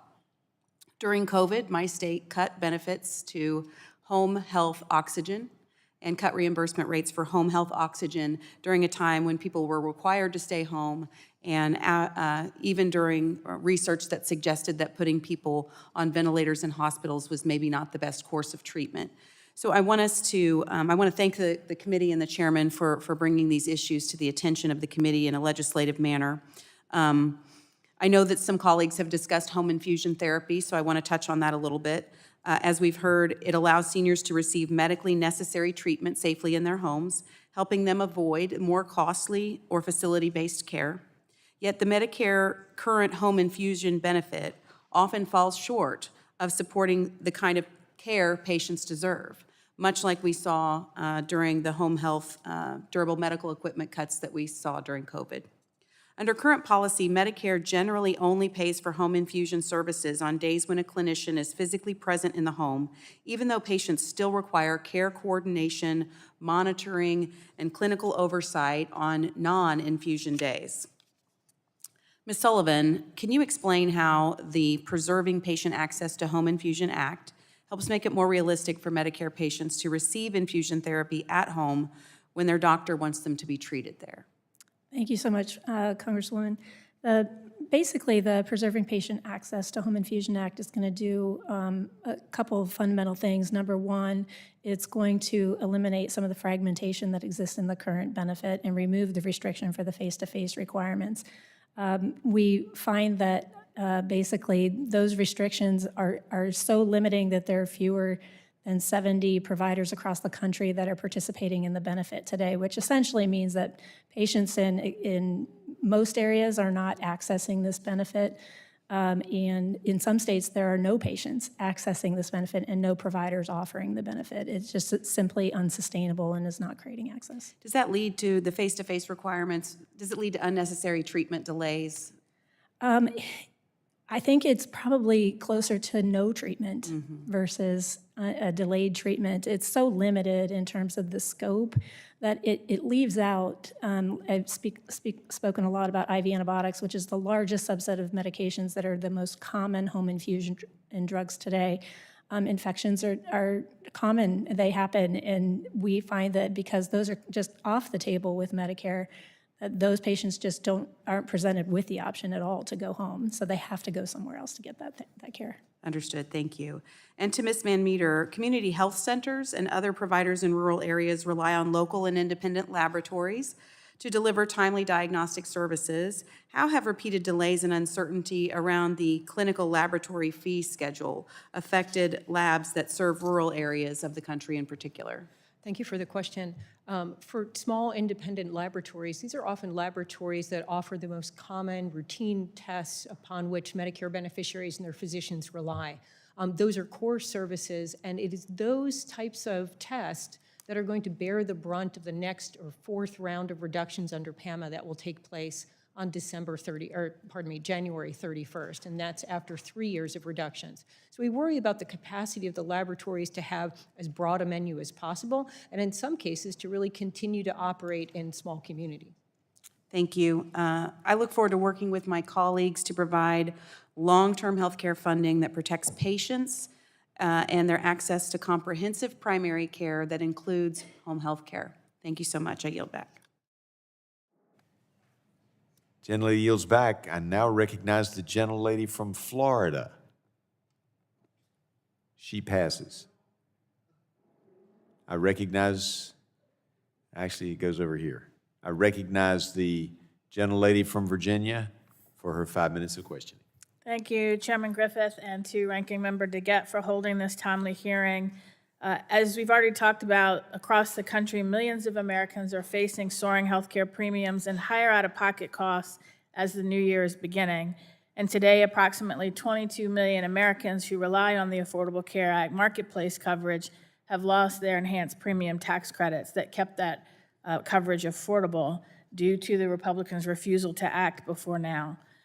In Virginia, this includes small business owners, their employees, the self-employed, farmers, retailers, restaurateurs, people like my constituent Bobby Connor from rural Brunswick County, who was 3 years away from Medicare. Last year, he paid $34 a month for his premium. This year, with the tax credit, it would have gone to $92 a month. Without the tax credit, he's facing a premium that is $1,700 a month. Lester and Yolanda Johnson and their 3-year-old daughter, owners of the Mama J's restaurant in Richmond, have gone from paying $700 a month for their family of 3 to now $1,400 a month. And this comes at the height of an affordability crisis in the United States as groceries, gas, rent, and now healthcare costs are rising, squeezing families' budgets and prompting impossible choices between coverage and basic necessities. More than half of American families lack the resources to live securely in their communities, with grocery prices up 32% since 2019, and the lowest price ACA Marketplace Silver Plan up 41%. This affordability crisis isn't limited to working age Americans. Seniors enrolled in Medicare Advantage, which now covers more than half of all Medicare beneficiaries, are also navigating rising costs and making difficult choices to afford prescriptions and provider visits. I'm glad the committee is considering my HR 5243, which would require companies that offer Medicare Advantage plans to submit enrollee-level data on supplemental benefits to the Department of Health and Human Services, thereby increasing transparency around Medicare Advantage supplemental benefits and helping seniors make better informed decisions amid this ongoing affordability crisis. So with that, Mr. Lipschitz, from your work with Medicare beneficiaries, how often do seniors choose Medicare Advantage plans because of promised supplemental benefits like dental, vision, or transportation that they've seen advertised on television, only to later find out that those benefits are difficult to access or far more limited than advertised? In our experience, quite often, supplemental benefits really drive a lot of decision-making when it comes to plan enrollment. But people don't realize that these supplemental benefits are not standardized and they vary considerably by plan, and they can change from year to year. So as you note, advertisements are full of articulating the supplemental benefits as a means to draw people in. But oftentimes when people get in the plans, they find that they have more difficulty than they anticipated trying to access those benefits. And sticking with you, if Medicare Advantage is going to continue to grow as a major part of Medicare, what role should transparency and accountability around supplemental benefits play in ensuring the program truly serves seniors and not just insurers? I think transparency and accountability are paramount when we look at the program. These are public dollars going to private plans to administer benefits for the Medicare population. We need a lot more accountability and transparency. This is a start, so thank you for introducing this. I agree, thank you. And would requiring carriers to report enrollee-level data on supplemental benefits to the Department of Health and Human Services better align advertised benefits with what seniors actually need and leading to greater participation, more meaningful coverage, and better health outcomes for beneficiaries? Agreed. Thank you. And with that, I will yield back. Gentlelady yields back. Now recognize the gentleman from California, Mr. Obernolte, for his 5 minutes of questioning. Well, thank you very much, Mr. Chairman, and thank you to our witnesses. This is a really critically important topic, and we very much appreciate you contributing your expertise. Ms. Van Meter, I'd like to start with you. I was really interested in the part of your testimony where you were talking about improving Medicare's payment structure for clinical labs and the way that doing that could help foster innovation for diagnosis. I've long been interested in the application of artificial intelligence to that particular space. I chaired the House Task Force on AI last Congress, and this is, we always said we had a whole chapter in our task force report just on healthcare because we really think that of all of the applications of AI, really the low-hanging fruit, the way it can most immediately contribute to the well-being of people is through the healthcare space and certainly through the lab space as well. So can you tell us a little bit more about how AI is being utilized in the diagnostic lab industry? Yeah, thank you, Congressman. Really in two key facets. One is to improve and create efficiencies within the operation of the laboratory. And that could also move into the business side with administration, right, as we have to deal with huge volumes of claims and the like. But when it comes to clinical care, particularly in the space of genomics, leveraging AI tools to look at enormous data sets that can't be consumed by a human on its own allows us to open up discoveries, both in terms of improving personalized diagnostics, but then driving therapies on an individualized basis for patients. So really there is tremendous promise that exists today with AI tools in diagnostics. Sure. Well, it's interesting that that mirrors the use of AI and other spaces in the healthcare industry where initially we're seeing the biggest returns in terms of improving administration. I mean, for example, physicians, automated note-taking is the number one way that they're using AI right now, which is not what you would think of when you first think of the application of AI to healthcare. But all of those other concomitant uses for AI are coming, and we hope they come to the diagnostic lab space as well. Mr. Ryan, I was really interested in the part of your testimony when you said that the reimbursement rates for liquid oxygen are far below supplier costs. Could you talk a little bit more about that gap between the CMS reimbursement rates and the actual supplier expenses? Because I'm very interested in that. Yeah, like we said earlier, thank you, Congressman, for the question, that Medicare's reimbursement for oxygen is based on, all product categories. And different product categories have different cost points to them. Liquid oxygen is one of the most expensive product categories due to the nature of the FDA oversight and the infrastructure that the company must build to provide liquid oxygen.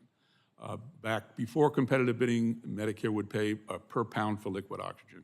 My company probably had, when I was in business, before competitive bidding, 30 to 40% of the patients would be on liquid oxygen. It was extremely convenient for the patient. They could ambulate, get out and about. You could fill from your liquid canister, a portable canister, and go out and about. You didn't have to be limited by the number of hours or limited hours in a gaseous oxygen tank. But the reimbursement changed drastically, and then because of that, everybody, like my company, I didn't survive the competitive bidding port, but they got out of the business. And now technology has evolved, so you do have things like portable oxygen concentrators, where you can get, lower flow oxygen from a portable concentrated device that, provides a battery, and the battery is then your lifeblood. Do I have enough batteries to make sure I can go out and about and get my chores done? But there is a subset of patients who require a higher liter flow. And that higher liter flow in today's technology is not able to be accomplished with a POC. And it can be accomplished with a gaseous tank, but the amount of oxygen that you would need to use, that gaseous tank would empty out every 30 minutes. I had said earlier that, 1 cubic foot of liquid oxygen expands to 860 cubic foot of gaseous oxygen. So old technology, but very, very useful for a subset of patients that has been completely taken off the market due to the reimbursement structure. Right. Well, I think sometimes we forget as we negotiate these reimbursement rates that the end goal is not just greater efficiencies for the taxpayer. We're trying to strike this balance between providing world-class healthcare with positive healthcare outcomes, at the lowest cost to taxpayers. And achieving that balance can be tricky, but that's why all of you being here today is so important. So thanks very much for your testimony. I yield back. Gentleman yields back. Now recognize the gentlelady from Florida, Ms. Kamick, for her 5 minutes of questioning. Thank you, Mr. Chairman, and thank you to our witnesses and everyone for being here today. Now, I know that we're looking at several proposals that all point to the same reality. Medicare is struggling to keep pace with how care is delivered for people who live with chronic conditions and disabilities. For many seniors and individuals with complex needs, the goal is not a cure. It is a maintaining of their independence, whether it's staying at home and avoiding unnecessary trips to the hospital or ending up in a nursing facility. Home-based services play a critical role in making that possible. But we continue to hear from providers and patients that outdated payment structures and rigid policies are limiting access to care that is often safer and more cost-effective when delivered in the home. So whether it is lab testing, home infusion, or durable medical equipment, these services are essential for people who depend on them every single day. When Medicare does not reflect the real costs and realities of care delivery, providers are forced to make difficult decisions. In rural areas like my district, there are fewer options, longer delays, and tougher challenges for patients who already face an extraordinary amount of difficulty in accessing care. So I'm going to start with you, Mr. Ryan. Your testimony highlights the home-based care can both reduce costs and improve quality of life, particularly for seniors and people living with disabilities and chronic conditions. I have introduced H.R. 3864, the Protecting Healthcare for All Patients Act of 2025, to address concerns that some federal healthcare decision-making tools may not fully capture the value of care for these populations. From your perspective, do policy metrics such as the quality-adjusted life years that influence coverage and payment decisions across federal health programs risk undervaluing the needs of patients receiving home-based services? Yes, as I said earlier, Congressman, thank you for the question. We've seen actually a decrease in the amount of dollars put in, home for my particular industry, from 2.2% to 1.3%. We're continuing to see a downward decrease in reimbursement through programs like competitive bidding. And then the managed care organizations certainly pay a percentage of that, so we even see a lower point of care in dollars. And one of the things that we've seen over this period of time is, again, I keep talking about the thwarting of technology, but it's very, very significant. When no dollars have been put in to the DMEPOS sector, we've seen a 95% decrease in patents. We've seen many of our products now go offshore. I mean, back in the day, most of my products I bought from an American manufacturer, right here in the United States. Well, and that just because I want to be sensitive to time, I just want to really put a button on it. So things like QALYs, a formula that would effectively define the value of someone's care or life. That is a policy that we need to move away from in all of our federal programs, correct? That certainly is happening in my industry, which I can speak to. Okay, perfect. And I do have a follow-up. Now, many of my rural counties cover a large geographic area, and suppliers often have to drive long distances to deliver oxygen or make equipment repairs. When reimbursement does not reflect those real-world costs, what happens to service reliability? I think we all know. So touch on just some real-world examples there, but then also what types of access issues do you expect to see if suppliers further consolidate or just leave the program? The access issues, as I talked in the survey we've done, are that people are limiting their service areas. We're losing suppliers. We believe 37% of the industry has gone out of business. We're reimbursing in the non-bid, non-rural area, which is the chairman mentioned in his district, potentially is really, really rural. At the same rate, we're reimbursing for products in a competitive bid program, and that's unfair. The bill that we have out here, H.R. 2005, will put reimbursement back for a short period of time, and hopefully we can convince the agency, like they did in the rural portion of America, that they've determined was the rural portion, make it in regulations at a 50-50 blended rate. Again, our bills, both H.R. 2005 and the SOAR Act, which would take oxygen out of competitive bidding, would take that 50-50 blended rate and make it permanent, would also take that 75-25 rate and make it permanent, would certainly be help when it comes to making sure we're getting the proper care and technology and outcomes that these patients deserve. And I just want, because when people watch this video clip back, I want folks at home to really understand, hit that 37% number once again. 37% of the DMEPOS providers have gone out of business since 2013. That is a staggering number, staggering.